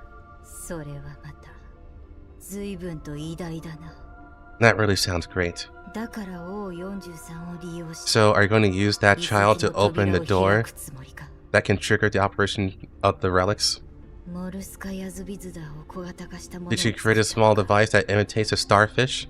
No wonder you need a director to collect glass particles for you. What do you want to do with the space that triggers the relics? Alba's series of questions almost caught Quilovig off guard. What? Wait a minute. How do you know this? Quilovig's smile froze on her face with a hint of shock and anger flashing in her eyes. Okay, how did you not know that she know this? Of course she would know this. Alright.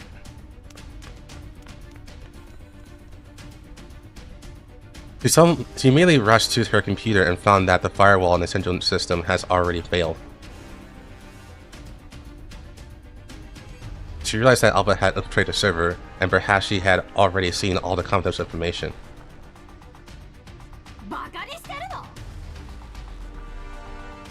Are you fucking with me? Her voice went from sweet to sharp, and the smile on her face twisted into a ferocious expression. It seems you're not as smart as you say.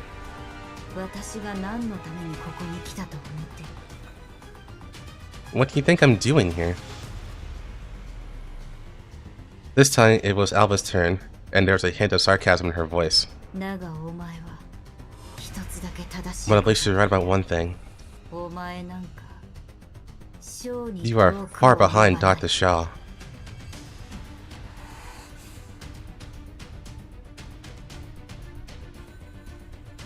So his face would completely changed from anger to injury, from anger to pain, then to fury, and finally froze on a twisted smile.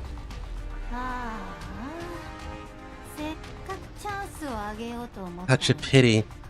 I was supposed to give you a chance. How generous of me, since you are ignorant. She slammed her hand on the observation window with a loud bang. It seems that you still like the previous service, but it's okay.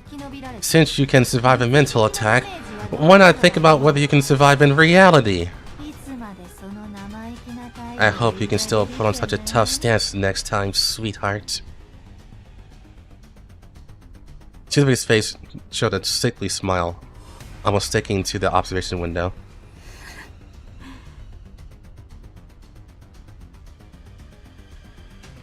And Alba no longer concealed her inner anger.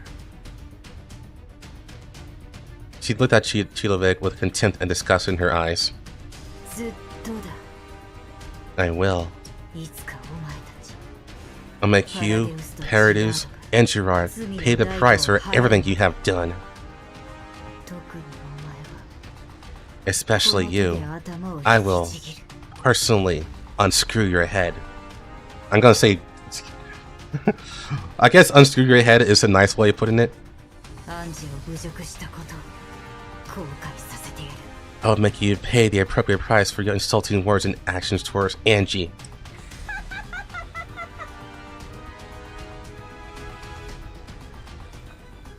Faced with Alba's threat, Chilovig couldn't help but burst out laughing as she had heard some funny joke. I'm looking forward to it, little Alba. Extraordinarily. Suddenly, the lab where Chilovig was located started flashing red lights, and alarm sounds began to fill the entire room.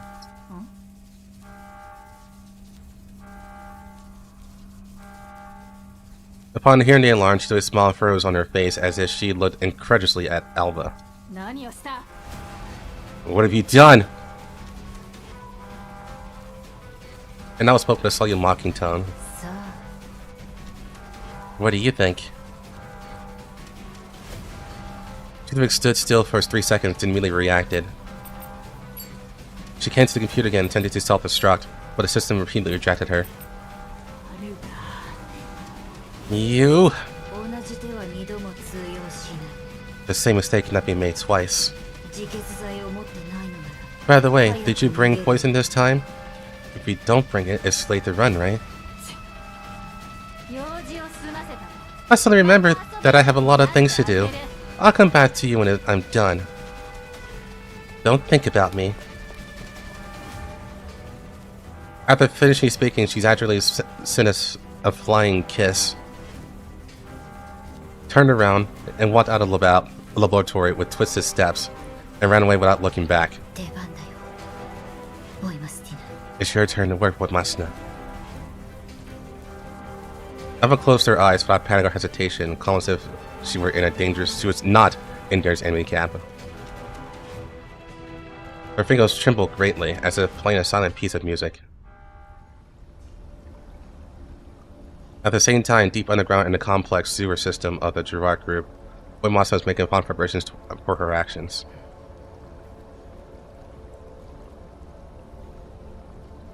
Wipha leaned against a damp wall and unfolded a three-dimensional projection of the underground facilities of the Gerard group in front of her. This was one of the pre-preparations provided by her before Wipha and Alba attacked Lviv.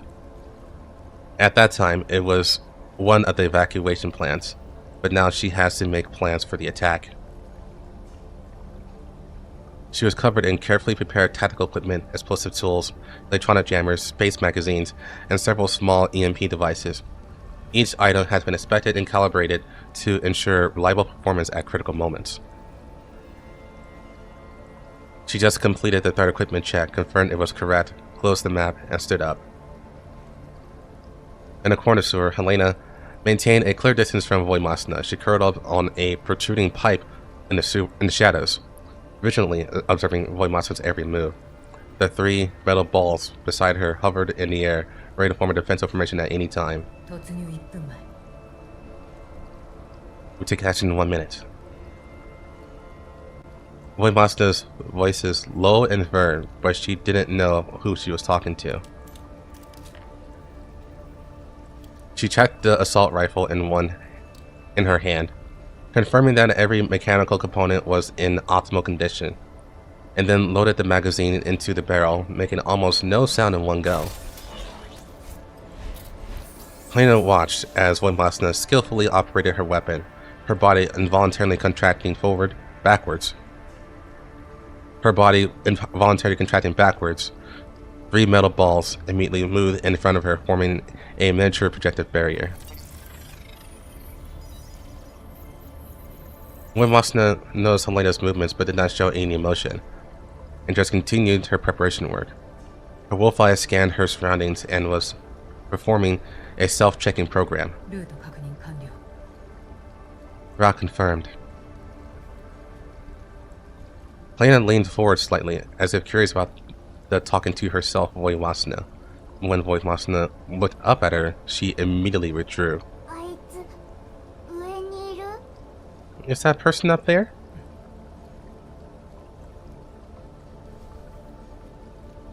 Wipha nodded briefly to confirm, then took out a small device from her tactical backpack, hesitated for a moment, then placed it on the ground between herself and Helena without directly approaching her. Used in emergency situations. After pressing, it will release a wide-ranging interference signal. Helena stared at the device, but didn't immediately reach out to grab it. One of the 3 metal balls slowly moved over and lightly touched the device, as if checking for safety, before carefully bringing it back to Helena's hands.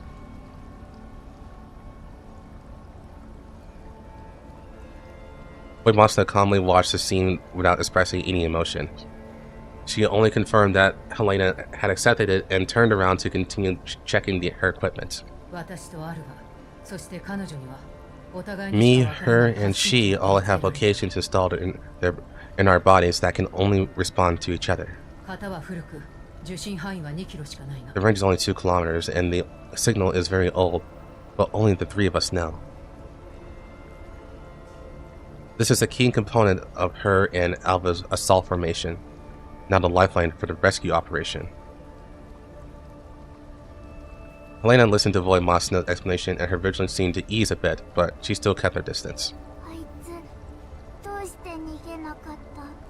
Why? Why that person? Does she want to stay? This question seemed to surprise Wipha. She stopped her movements and looked up at Helena, the subtle change in her eyes. It's for the task, for you. A brief and direct answer, but it made Helena's eyes even more complicated. She lowered her head and whispered,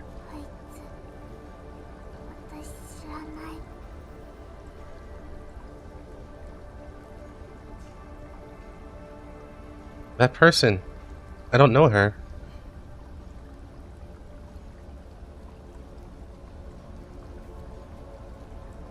Helena fell silent for a moment, as if pondering over Wipha's words.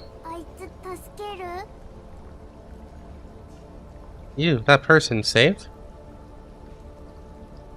This question paused for a moment. She turned her head and met Helena's gaze.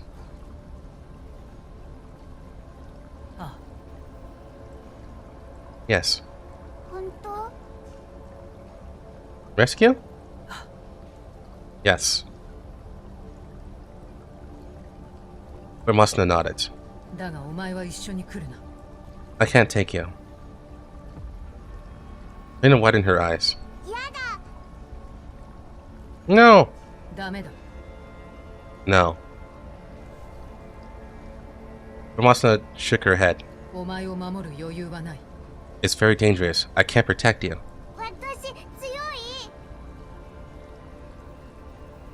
That's very bad. Helena pointed to herself.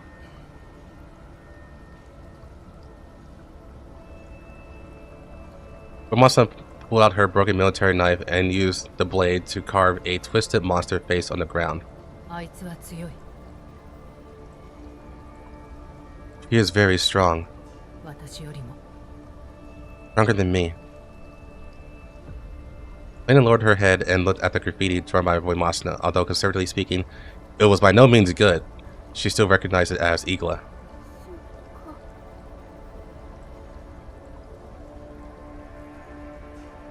Helena suddenly became very depressed. So, wait for me here. I will rescue Alba and come back to find you.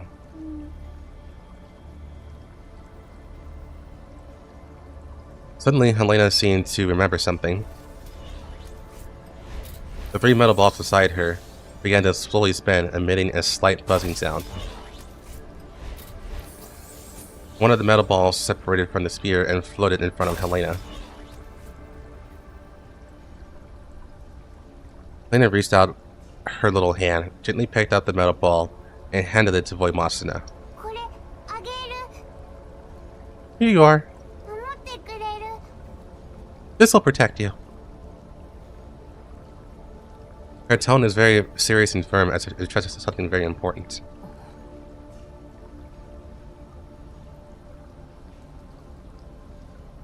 Wipha looked at the metal ball in Helena's hand and was slightly stunned. Although she didn't know about Helena's specific situation, she could tell along the way that this was Helena's weapon and her protector.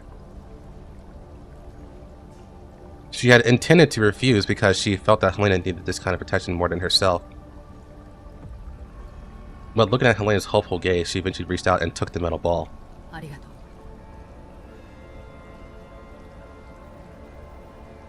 Metal balls feel cold when touched, but it also carried a certain touch that does not belong to cold metal. After Wipha touched the metal ball, it seemed to possess wisdom and instead floated beside her. Wisdom. Helena watched the scene with satisfaction and then stood back, her gaze fixed on Wipha's face. Wipha stood up and looked up again at the exit of the sewer. Her gaze became sharper and more determined, like a wild beast about to attack. She took a deep breath, moved her body, and made a click-click sound. She is ready for battle. No one can stop her.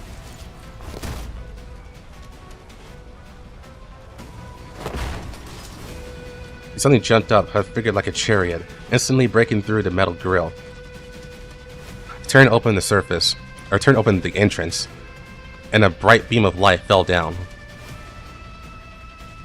The beam of light shone on Helena, who stood alone in the same space and gently lifted her head, suddenly waiting obediently. Helena will wait there like a good girl. Unless Commander shows up. And then she'll be like, Daddy!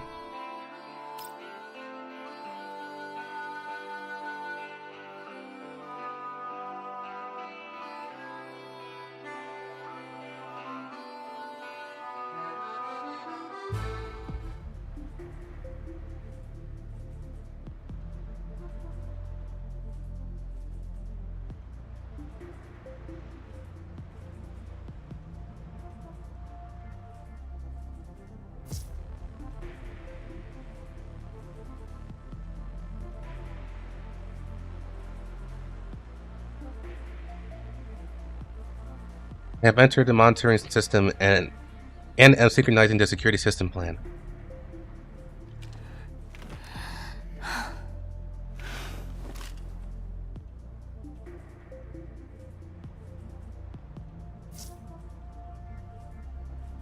My corners have been synchronized.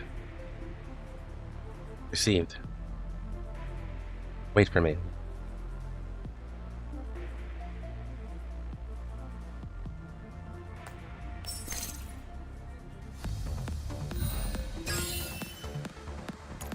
Inhales cope.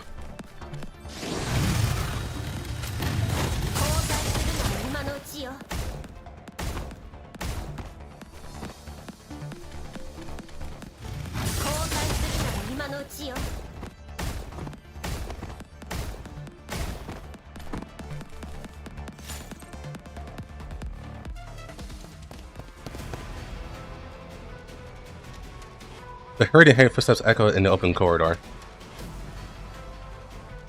If it weren't for Alba's signal as a guide, Wipha probably wouldn't have discovered a secret lab of Paradeus hidden inside this shiny building. She couldn't find it and was too lazy to look for the switch at the secret door. After confirming its location, she used brute force to break it open and it exposed the hidden passage behind it. Helena's metal ball followed closely behind, releasing a blue light to scan the traps and monitoring devices in the dark passage, and then accurately emitting several interference pulses, causing electronic devices along the way to be paralyzed. She literally always just busts through the wall. Like, she really doesn't give a fuck.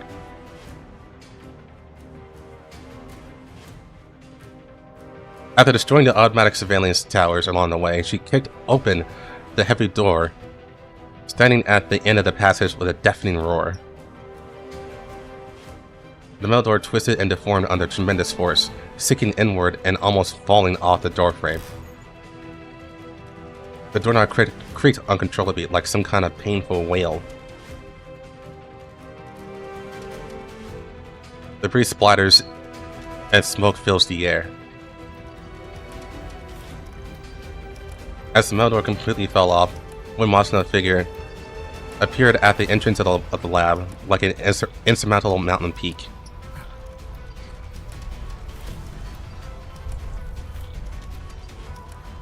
She saw the busy puppet researchers and the complex equipment, but her gaze ultimately fell on the specially designed mental chamber. Even if she doesn't confront the signal, she knows that Alba is there.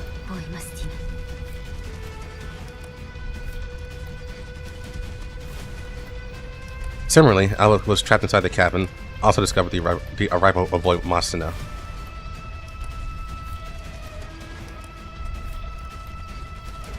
The voice of Alba coming from the hibernation chamber appeared somewhat weak, completely different from the confrontation between her and Quilovig. Although weak, it is clearly indistinguishable, and more importantly, there is a hint of entitlement in her tone, as everything is within her calculation.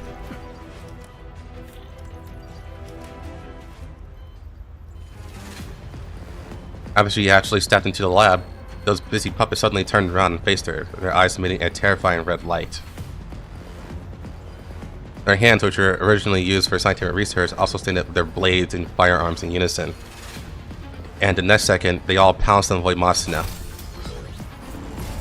At this moment, Helena's metal ball suddenly deployed its entire weapon system, turning into a floating spherical turret that fired precise energy beams from different directions, hitting several key puppet figures and creating a breakthrough for Wipha.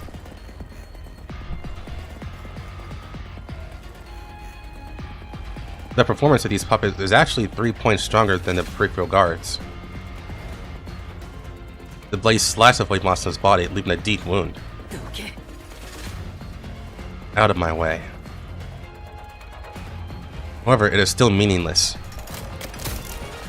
She grabbed one of them, pulled hard, and stretched out the arm of the polymer vibrating blade, causing it to be torn apart. Without any pause, she used the remaining limb in her hand as a weapon and swung it vigorously. Yeah, that sounds about right.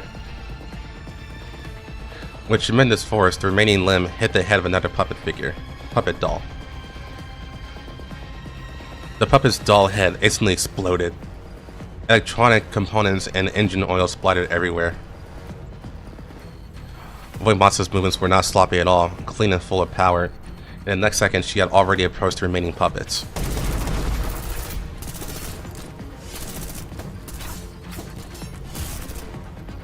The weapons extended from the puppet's hands cast spewing flames. Bullets rained down on Wipha, and her body shell constantly rubbed with intense sparks. But she seemed to have no sensation. Her footsteps didn't pause at all.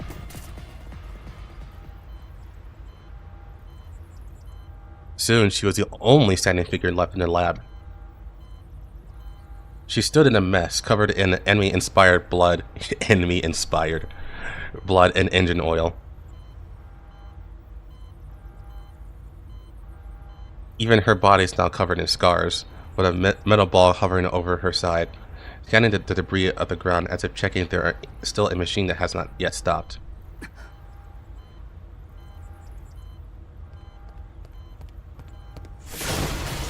She ignored the movement of the metal ball and walked straight towards the hibernation chamber where Alba was located, With a straight knife in her right hand, she pulled hard and inserted it directly in the metal chamber door. Immediately, she inserted her thumb and pulled hard, pulling open the hatch of the hibernation chamber directly. Alba sat quietly inside. Alba. 大丈夫。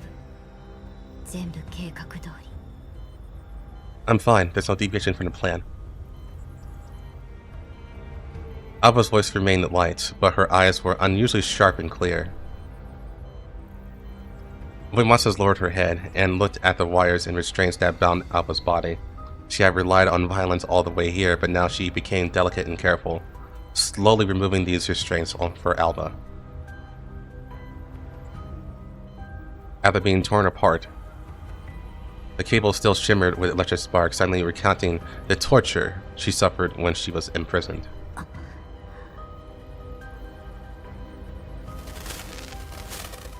The wires were torn apart, making a crackling sound, and sparks splattered in all directions. The restraint band was torn off, making a hissing sound and scattered on the ground. Soon, Alba was released from her from her bondage. After finally regaining her freedom, Alba stood up on her own without waiting for Alba to reach out and help. She didn't exchange pleasantries with Wipha, nor did she show any joy in escaping. Instead, she gently pushed Wipha away and walked straight towards the computer in the center of the laboratory. Her goal was clear. As if she had already planned every action, at this moment Alba's state was not so much a rescued prisoner as a special agent who had finally reached her target. Helena. Where is Helena? Alba pulled out her auxiliary finger from her finger and pulled out a data cable from her neck, directly connecting to the terminal. Her movements were as smooth as a hunter who had just experienced a life-and-death crisis and a mental attack, but more like a hunter who had waited for a long time and finally pounced on the prey. In the sewer. I asked her to stay there. Alba furrowed her brow, clearly feeling a bit worried. Wipha stared closely at Alba, her wolf eye running rapidly. Checking her body, after confirming that she had not suffered serious damage, her tense body inexplicably relaxed a bit. It's safer there. Immediately, she looked around and found the equipment that Alba had taken off.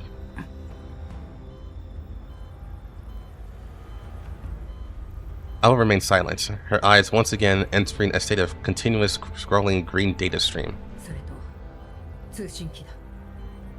And the communicator. Wipha retrieved Alba's equipment, walked over to her, and while Alba was focused on copying data, at the same time, she pointed to the metal ball suspended beside her that Helena... Oh shit.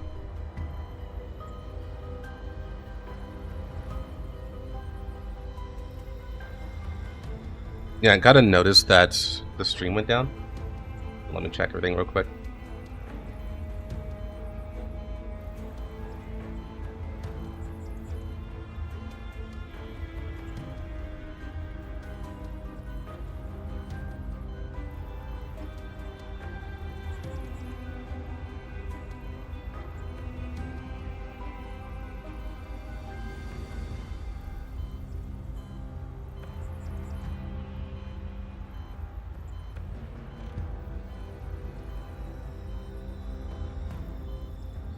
All good? Okay, all good. Alright. Make sure everything was good. Alright, looks like it's just a blip. Okay.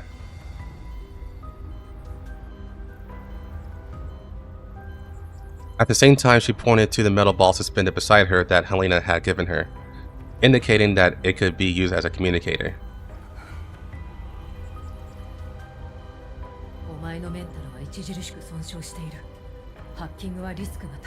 Your mind has suffered significant damage, and it is not recommended to invade at this time. でも時間がない。今やらないと。Every second counts, Wipha. If I don't do it now, all this will be meaningless for us. I have further learned the truth about the Paradise Project. It's not as simple as we thought. We still need to know more. And there is more. They said that Anjie's personality data backup is still in Paradeus' database to this day.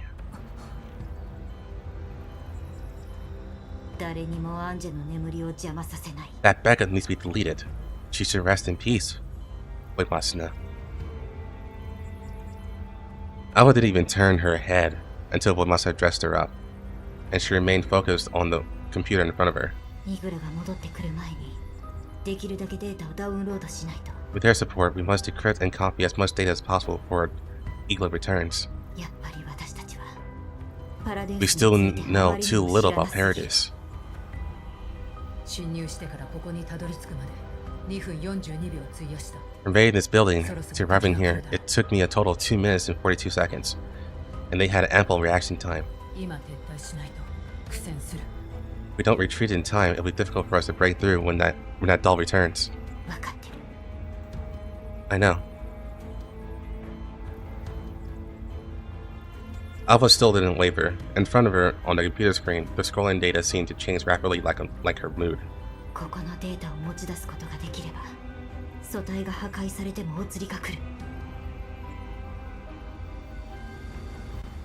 The information here is very important, and if it can be transmitted, even if we all lose it here, it's still worth it.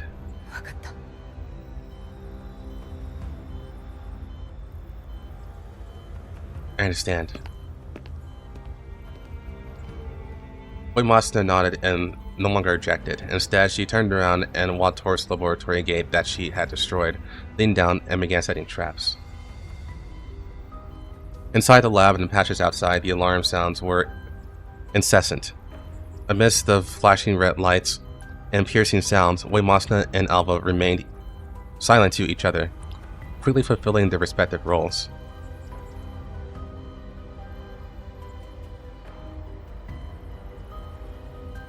Even after making all the preparations she could, Wipha stopped talking and silently stood behind Alba, guarding her. She will protect Alba and fight for her decisions, while Alba handles all other affairs and points out the direction for Wipha to move forward. Just like how they always done. 404を敵に回したのが運の尽きよ。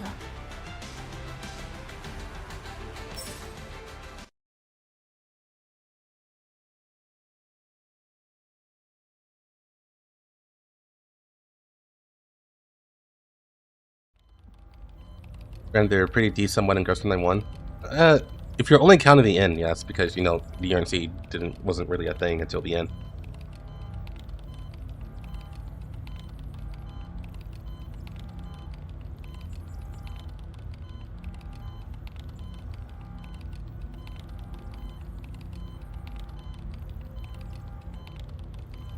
In the lab, apart from the piercing noise of constantly repeating alarms, all that can be heard are the buzzing sound of the instruments and equipment running, as well as the data sound, the typing sound probably, of Alba's fingers tapping on the keyboard.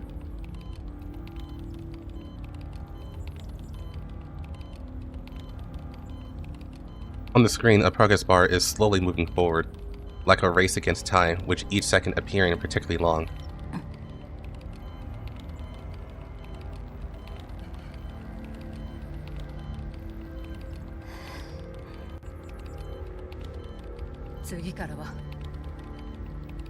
Next time.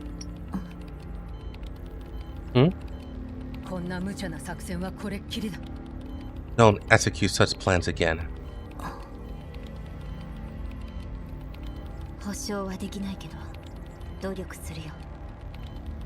I can't guarantee it, but I'll try not to, Wipha. This trick won't work twice. The next time they catch me, they would directly melt my mind.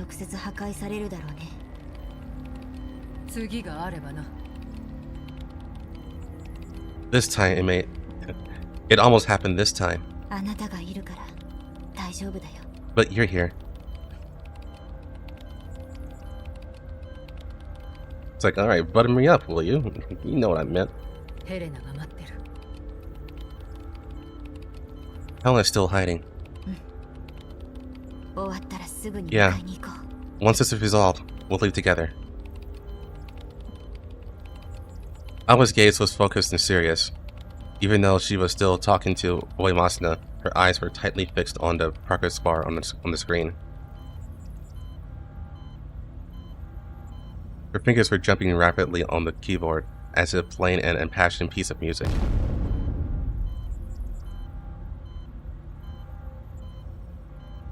Suddenly, at this critical moment, a loud noise came from outside the door that covered even the noisy alarm. The walls of the laboratory shook slightly, as if an earthquake had occurred.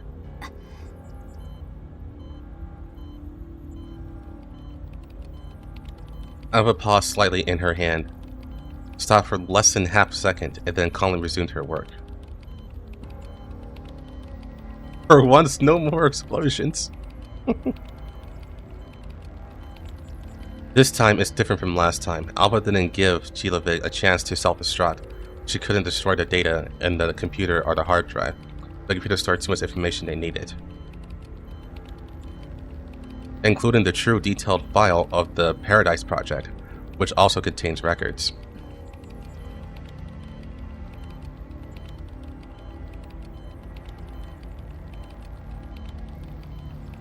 Wipha lifted her head and looked through the laboratory door, through the narrow passage and into the distance. 来た。 She's here. She spoke calmly, as if recounting a trivial matter, pointing the bolt on her gun while holding the polymer vibrating knife removed from the puppet figure, the puppet doll, in her other hand. 行ってくる。 I leave now.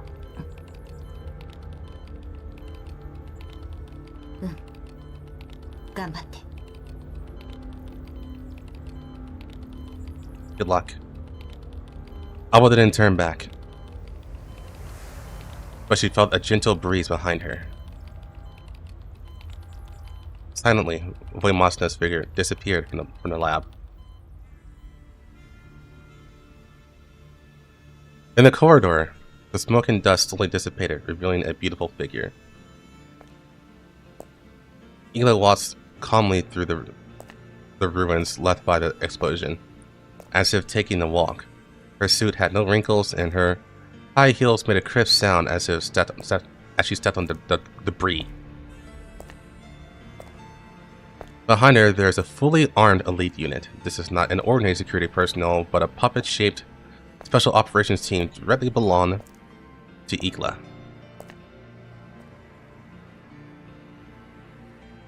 Eigla stopped and gently tidied up her sleeve, her gaze falling on the road ahead, on the way to the lab. Wipha's figure was like a sturdy barrier blocking the way. Oh?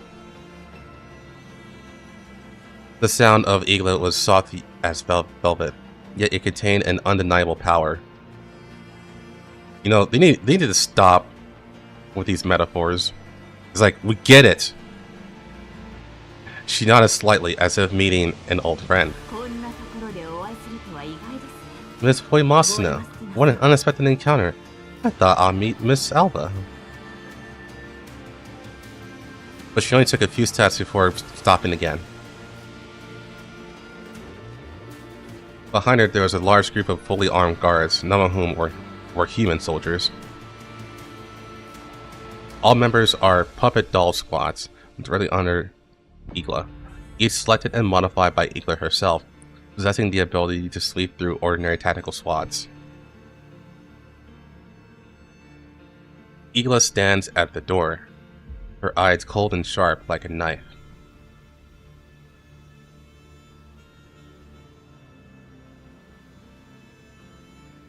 And in front of her, on the road leading to the laboratory, that familiar figure once again stood in her way.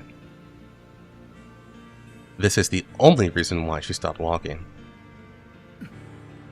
How else are we going to blow up the word count? That's true.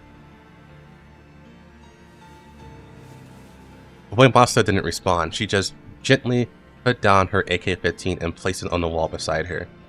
She then picked up 2 long knives from her waist and held them in her hands. After the previous confrontation, she and Eigla were both very clear to each other that ordinary hot weapons had no meaning for dolls of their level.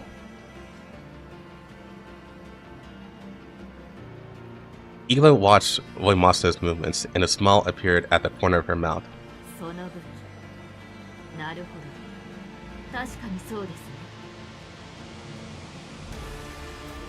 Ah, the choice of weapon reveals your intention.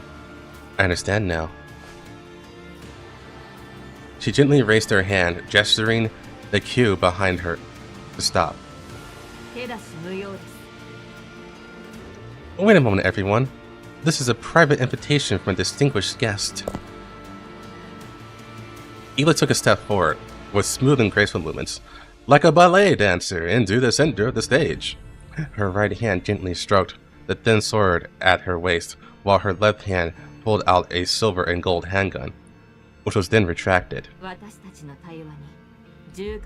Firearms do appear somewhat lacking in taste in our level of communication. She put the handgun back into the holster, and calmly pulled out the thin sword from her waist, which shimmered in the cold light. I must admit, I am starting to understand the whole situation.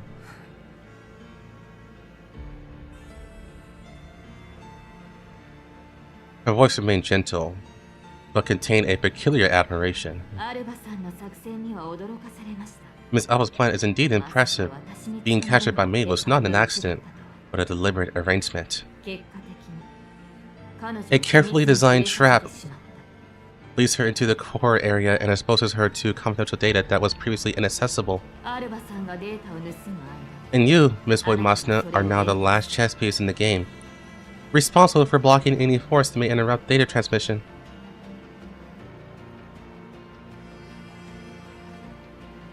Hold on, I'm getting a call.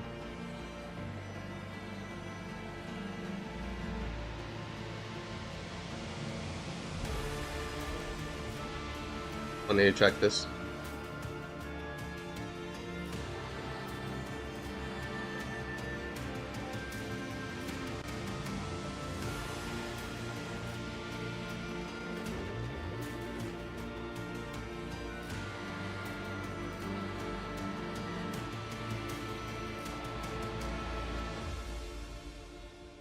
Okay. Sorry about that. Eigla gently swings the thin sword, drawing a beautiful arc in the air. Such a bold plan, such brave execution, is truly breathtaking. The reputation of the Phi is indeed well deserved. After meeting Miss Alba again, I must apologize to her for my previous rudeness.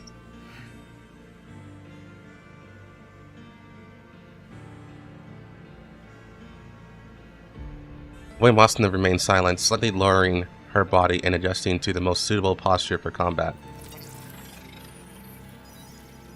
Her wolf eye runs at high speed, analyzing every movement of Eigla and possible attack routes. I understand your confidence as confirmation. Sorry, I understand your silence as confirmation. However, allow me to express my personal respect.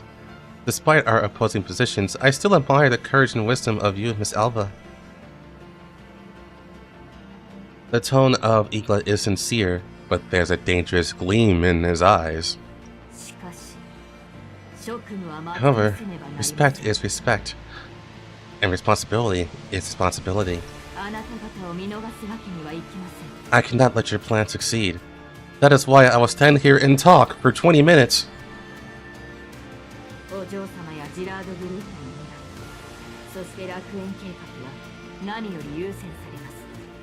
The future of Miss Orphaline, the fate of Girard Group, and the completion of the project, the Paradeus project are all beyond my personal emotions.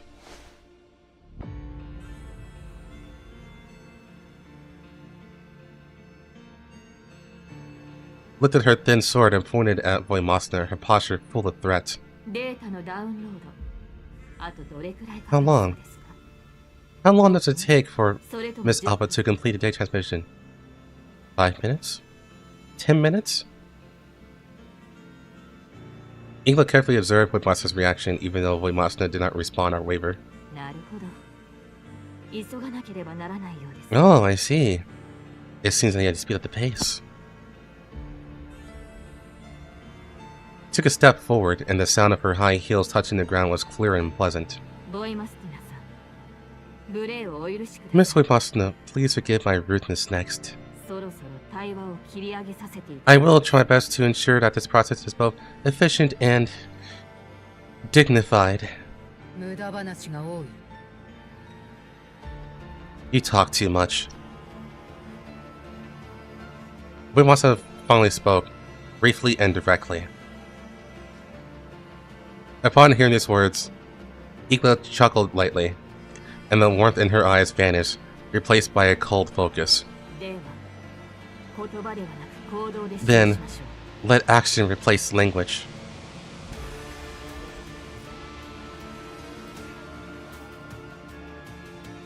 She leaned forward slightly and made a standard Western swordsmanship gesture. Please allow me to interrupt Miss Alba's work.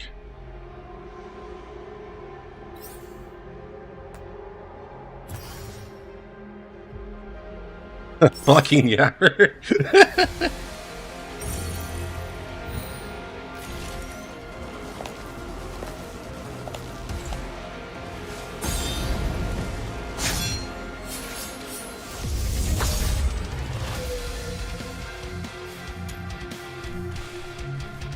Anyway.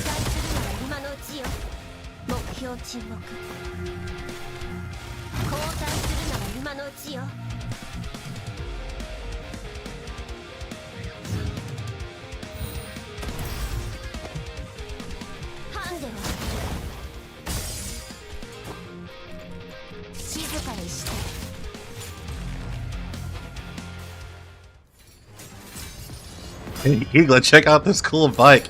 The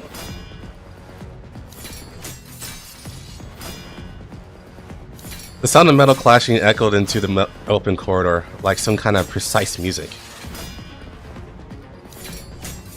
Every time Eigla strikes her sword, it is elegant and magnificent, as if performing a waltz rather than a life and death battle. Her slender sword traced a perfect arc in the air. Despite numerous unnecessary movements, each swing was precise to the millimeter, still impenetrable. Voimosner responded with a calm and precise stance. Her double knife was transforming into extended limbs in her hands, her movements without any unnecessary parts, like her own personality. The battle between the two top-notch dolls have gone beyond the scope of regular combat, and it's more like a fierce performance. I must admit, your fighting style is impressive, Miss Voimosner. The sound of the needle still maintained its velvet-like gentleness, but every word carried a sharp and killing intent.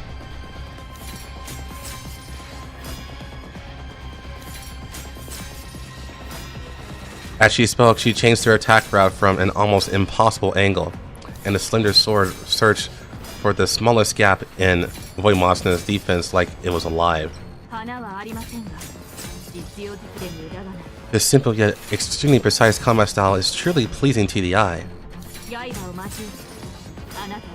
Even in battle, I had to express my sincere respect to you.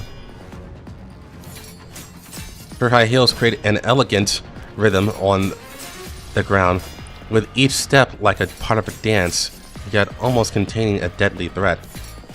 Wow, they are really going ham with these metaphors. And they all mean the same thing. It's like, okay, we get it. Guys, if you're ever writing a book, don't write like this. Like, if we get it, we get it.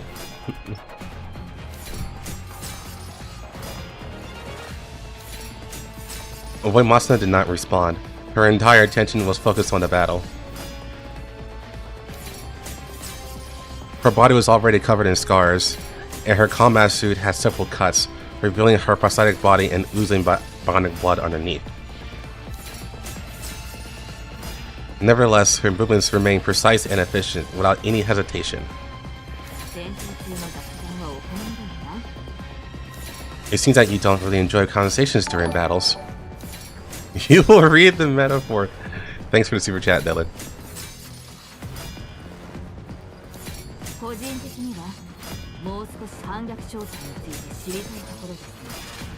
It's a pity. I want to learn more about the history of the Thigh. As soon as Eigla finished speaking, the pace of the strike suddenly accelerated. The thin sword left a trail of shadows in the air, and every attack was extremely tricky, aiming for the most difficult angle to avoid Masuna to defend. At the same time, the few remaining puppet dolls behind her also joined the battle, attempting to break through avoid Masuna's defensive line from the side.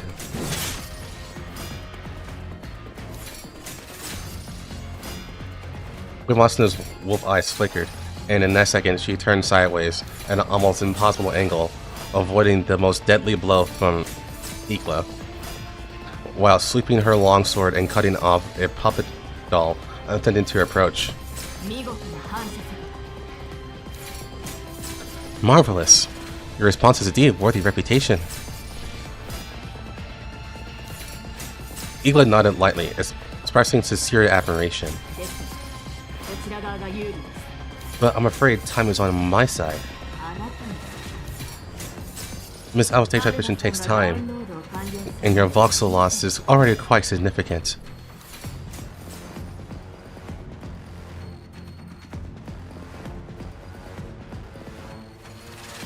As if to confirm her own words, the long knife in Masuna's left hand made an ominous metallic fatigue sound in the next block.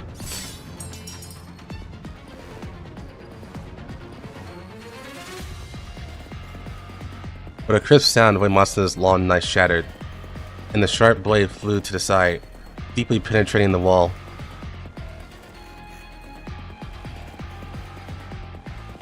Masuna looked expressionlessly at the broken knife in her hand, casually discarded it, and instead grabbed the remaining one with both hands. Her posture was slightly awkward, but her gaze remained firm as before, without any intention of retreating. The wear and tear of weapons is often a precursor to the turning point in the war situation. Perhaps you consider a more dignified way to exit?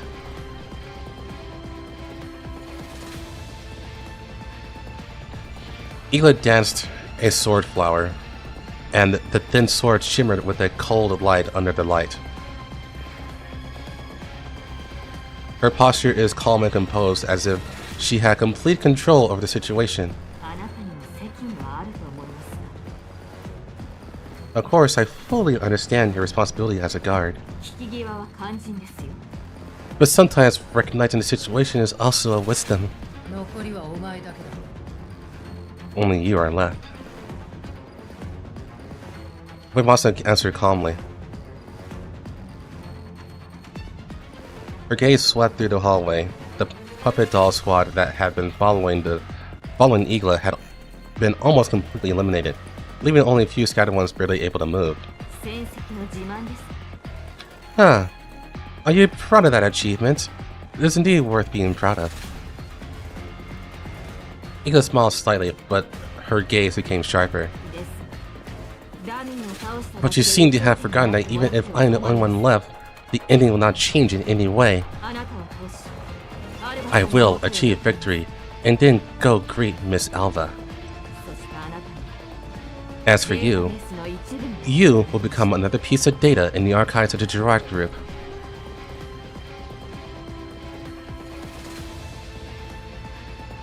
Masuna looks at Eigla. You are indeed very strong. Just as strong as me.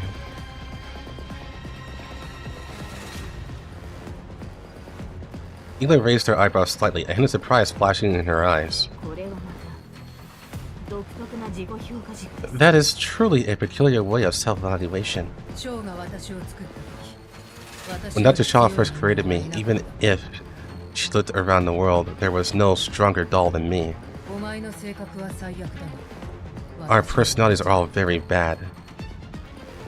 Just like us. Our personalities are all very bad. Okay. I just think about the words that's being translated. It doesn't sound right, but I don't know what they translate to.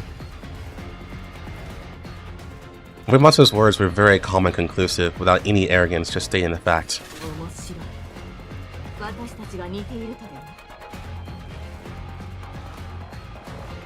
What an interesting viewpoint. You seem to be implying that we have some similarities.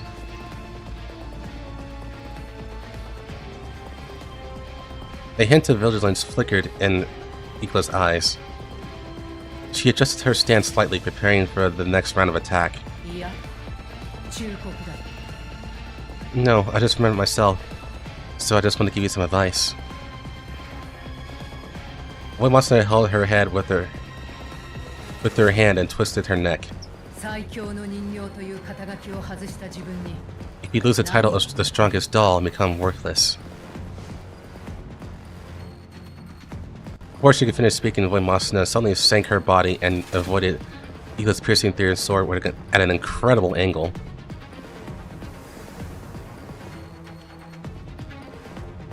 The cold light could only barely pass over her head, wiping off a few strands of hair. Then you are nothing. Wonderful insight. However, it may be slightly biased. The voice of Eigla remained gentle, but her tone had already taken on a cold sharpness. Her movements suddenly accelerated, and the thin sword turned into a silver light curtain, striking Wipha from all angles. My existence is far more than just strength, but an irreplaceable loyalty to the young lady. I'm afraid you'll never understand this.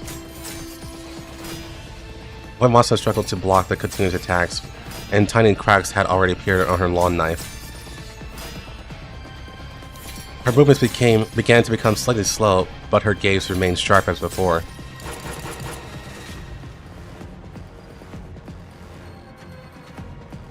At this moment, a precise shot came from the other end of the corridor, and a bullet passed through the complex environment at an almost impossible angle, pointing straight to the key points. Eigla instantly reacted, and the thin sword drew a perfect arc in the air, tinkling and shooting down all the bullets except for one.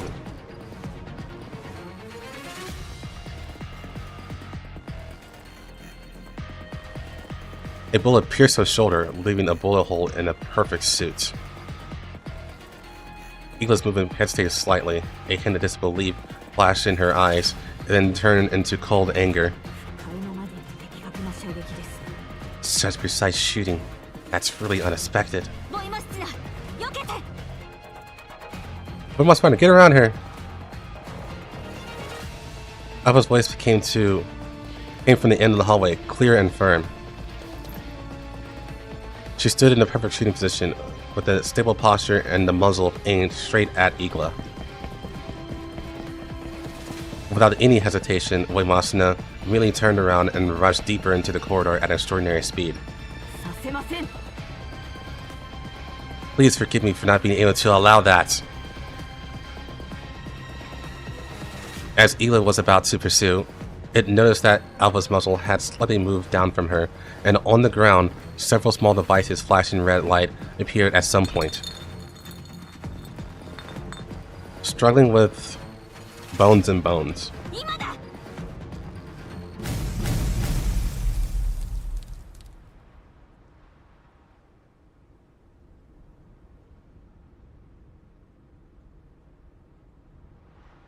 A series of explosions rang out, and the entire corridor suddenly turned into a sea of fire. Smoke and debris came from all directions. drowning Eigla in the ruins. 無粋な。 That's really impolite.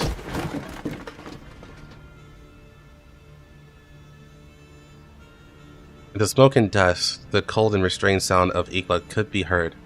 With a loud bang, the piled-up ruins were lifted by a tremendous force, and the figure of Eigla slowly appeared.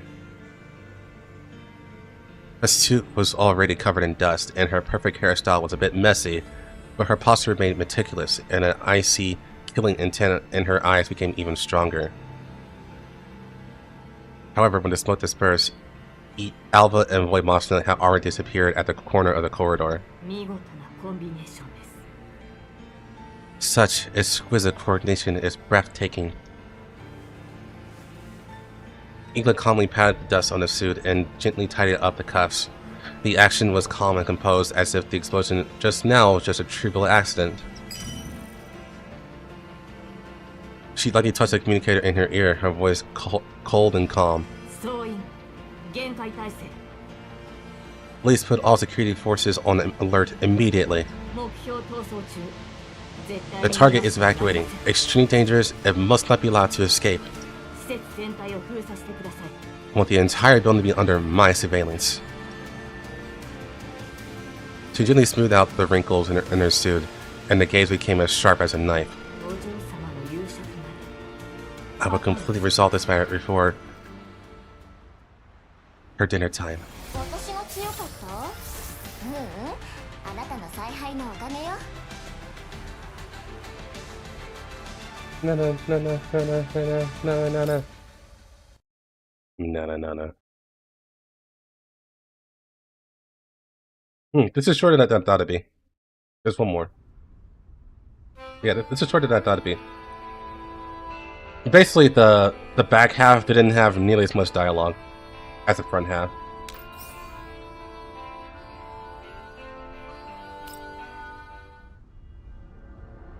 What's for dinner? Steamed hams, of course.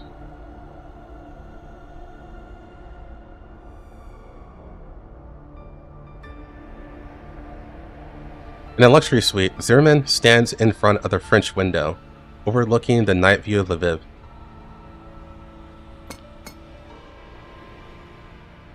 Will I stop to Readthrough? Yeah, I will.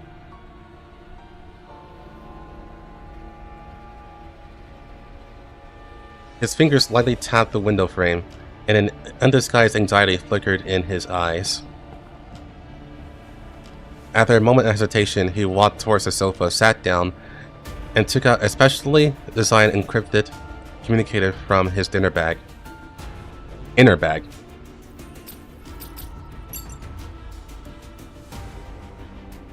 Here, girl.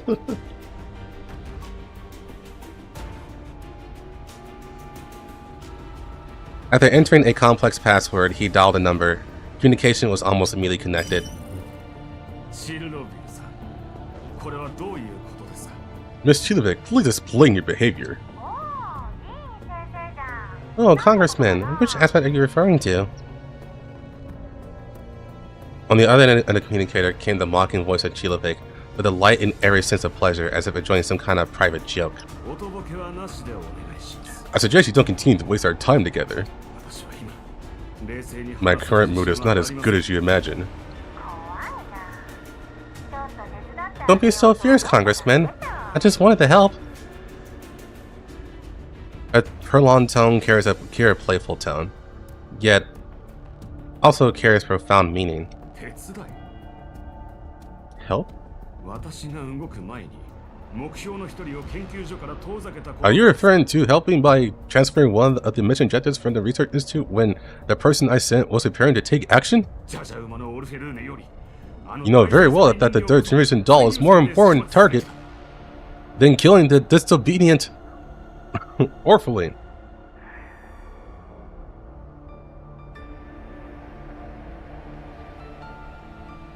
The communicator suddenly quieted down, and only a faint breath could be heard from Quilovig. You came to me and said you want to invest in the Paradeus project. I thought we were currently in a close cooperative relationship. Is this how you rewarded me? So, was this mission successful? What? Of course it failed. It's not because of you.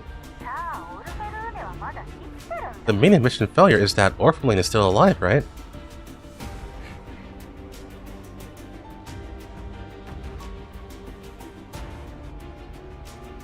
Zimmerman suddenly fell silent. A deliberately exaggerated giggle came from the communicator.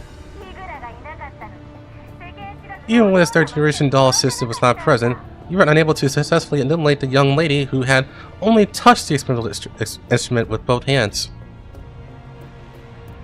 Chilifa's voice suddenly became sharp, like a blade cutting through the glass.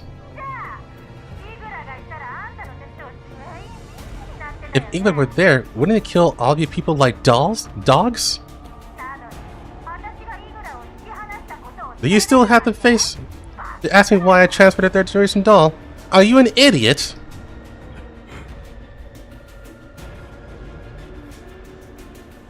Zimmerman was left speechless by the blunt and foul scolding, while Quilovig returned to her usual teasing state after this fire. I won't let you waste the time I saved for you like this, dear Senator.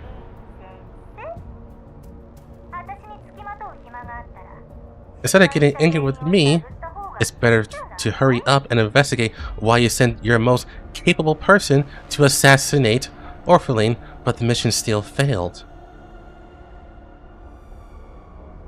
Quilovik's voice suddenly transformed into an almost gentle whisper, but more chilling than any shout. Are you referring to? Mr. Congressman, the ship of Girard is about to sink. That's why we found you. However, there may be some deviation in your understanding. It's not that you invested in me, but we chose to continue investing. I hope your performance can live up to the trust of us. Otherwise, you know, I'm very fickle.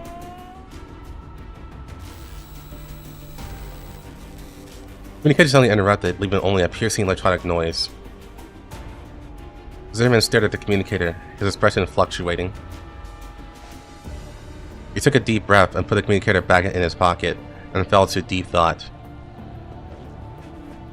With sufficient personnel and combat supplies, attacking the research institute located in the White Zone was, in his opinion, an easy task. But why did the task still fail? Is there anyone who has been hindering his actions?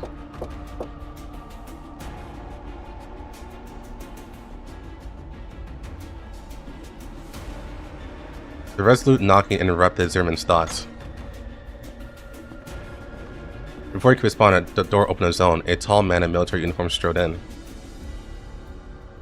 Zimmerman was about to get angry, but as soon as he saw the person's face, he immediately swallowed his anger back, and the perfect professional smile from the campaign poster appeared in his face.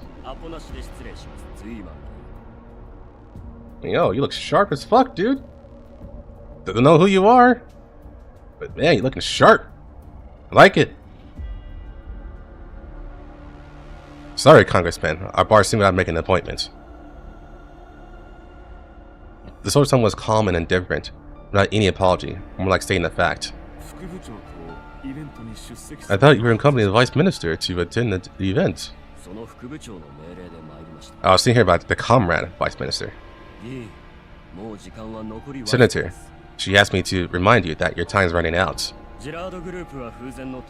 Although the Girard Group is on the brink of death, it still holds a desperate capital in its hands. If tomorrow's experiment starts smoothly, the research of the Paradeus project will bring their influence in the entire world back to its peak.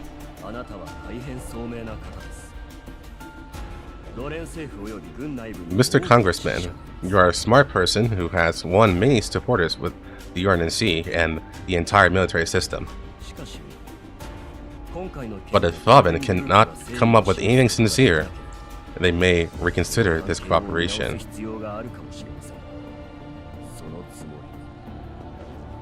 Please, be mentally prepared.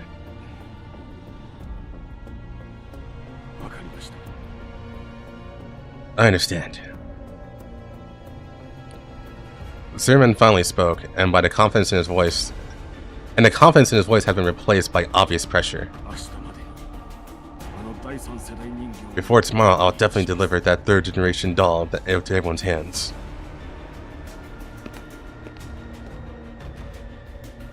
The soldier nodded in greeting. Didn't say anything else. Nodded in greeting. The soldier nodded in understanding. Didn't say anything else. Turned around and left the room. The door closed. After the door closed, Zimmerman's smile immediately disappeared, and his face twisted into a fierce expression. He suddenly grabbed the nearby wine glass and threw it forcefully at the wall.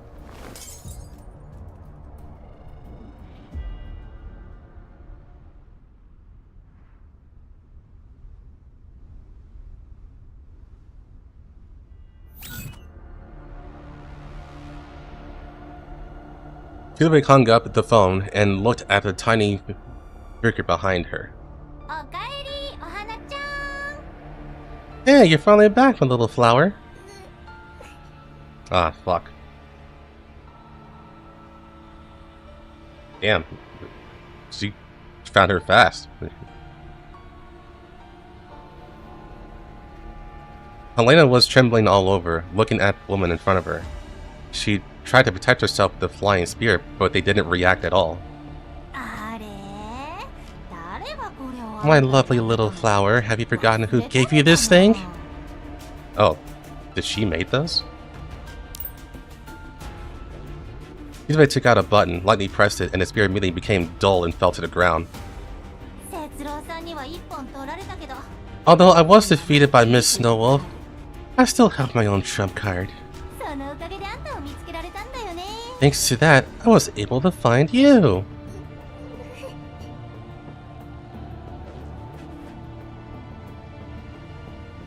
Helena's voice was soft as a mosquito or fly, but Quilovig still heard it and said, "Someone will come to save her." Who? Those two dolls? Quilovig burst out laughing. You left you alone that smelly suit for their own plan. Do you still trust him so much? That's funny. If they cared more about you, I wouldn't have been able to catch you. Suddenly, 416 hits her with a pike.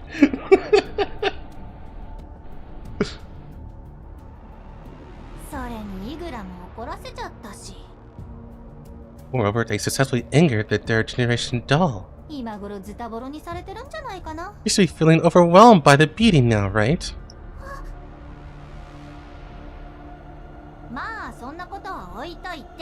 Alright, darling. Let's not talk about those things that ruin the scenery. Come on. The reason for living in this world is about to appear. Let's get ready quickly. Faced with this absurd and strange woman, Helena's body trembled uncontrollably, but her fear did not last long, because her consciousness quickly plunged into darkness. Oof.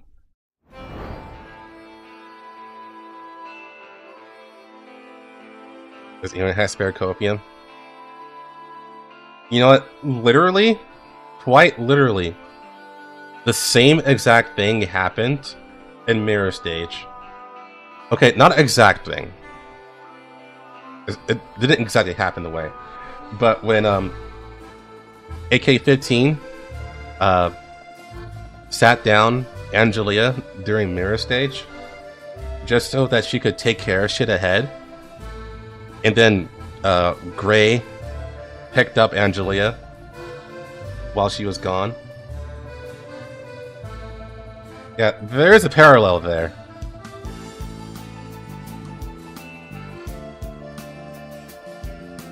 Yes, now we wait.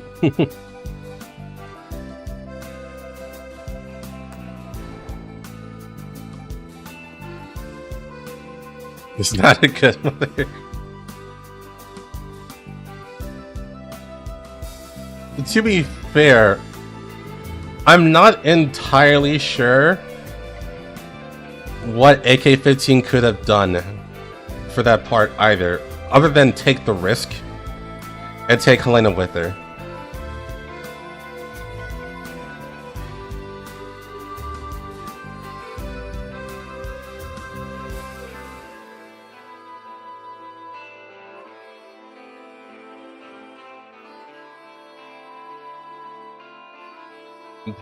The next cliffhanger after part 3, yeah. It's a good cliffhanger, at least.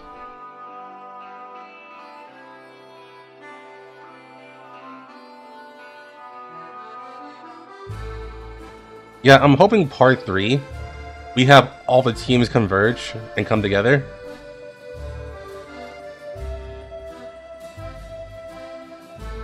Yeah.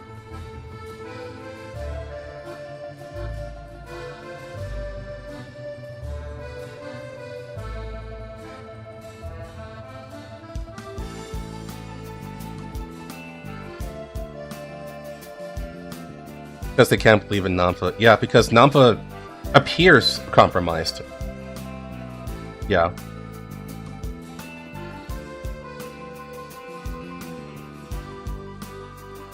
Yeah, the whole event was definitely really good. It's better than part 1, I would say.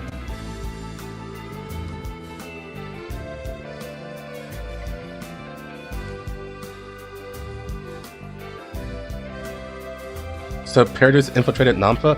It's probably not Paradeus. Specifically.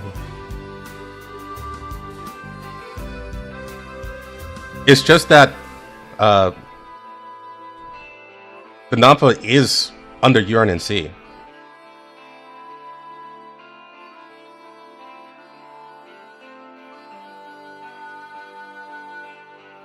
So basically, if they are part of the UNC, then they will automatically be compromised because everyone has like a different motive while they're in the UNC. They're either following the plan with the UNC or they're following Kruger's plan.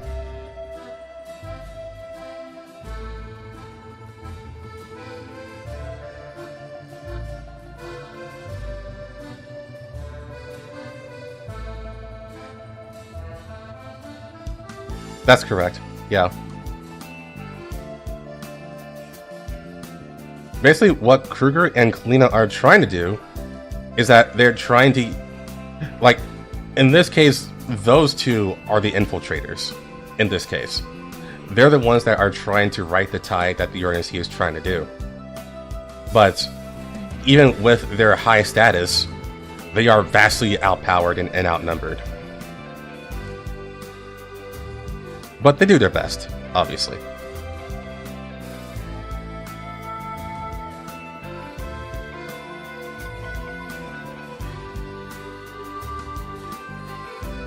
Is to do the Carter war plan, just nuke everything.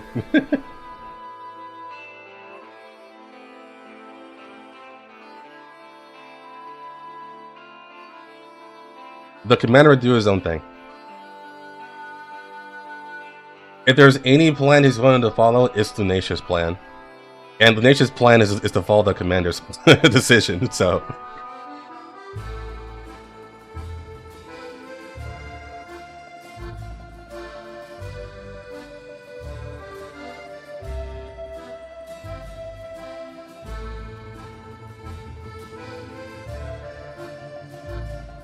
We're on the brink of despair again? I would say so, yeah. Lunatia's plan rocks.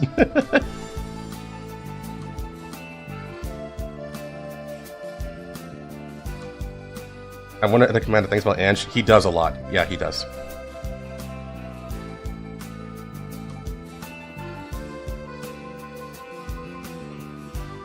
Obviously, it's been 10 years, so he has time to let it simmer down, but he does think about her quite a lot.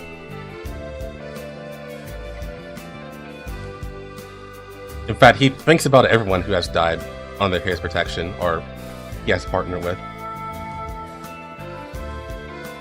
How much longer? Oh, we don't know. It's possible that she doesn't even show up at all.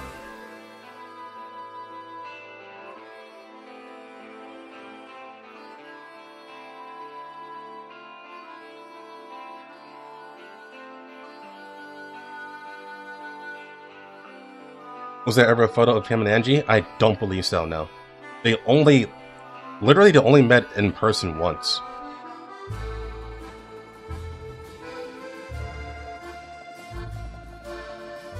And during that time, they didn't have time to take pictures, so I don't think that happened.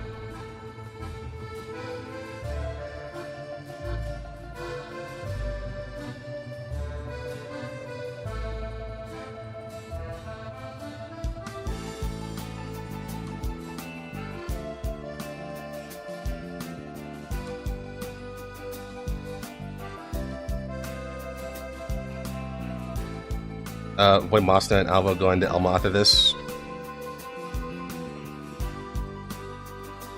I can only see that happening temporarily. I don't think it'd be a permanent thing. They're too useful as a third party. Is what I'm thinking.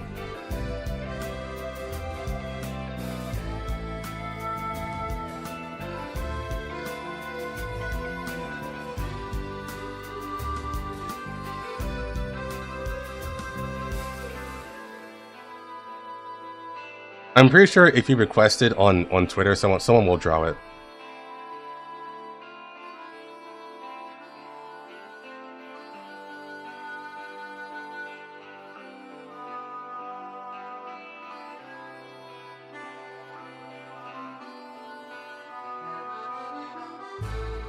Crying Anjie. That actually is a really good scene. Does Helena have too much plot armor? Yes. Basically, all evidence is pointing towards him basically being inevitable. But there is always that chance that there'll be a swerve.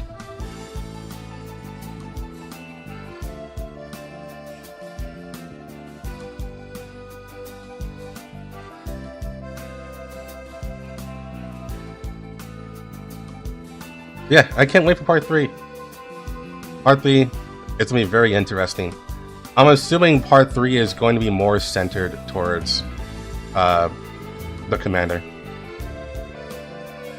The commander in Orphaling. And then we'll see if Orphaling dies or not.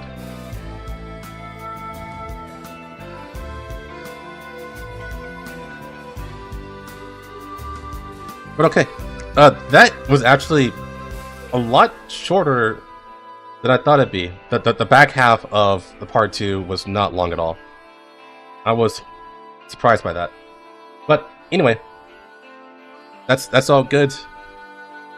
It just means that I can get back to work. Because I gotta go back to making videos. So I will go and do that, and I will see you guys. Is there anything to do on Tuesday?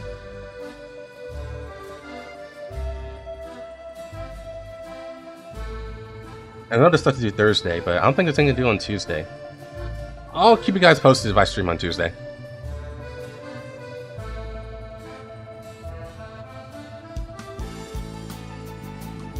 My authority pools go? I didn't pull for authority yet. Alright, I will see you guys next week. You guys take care.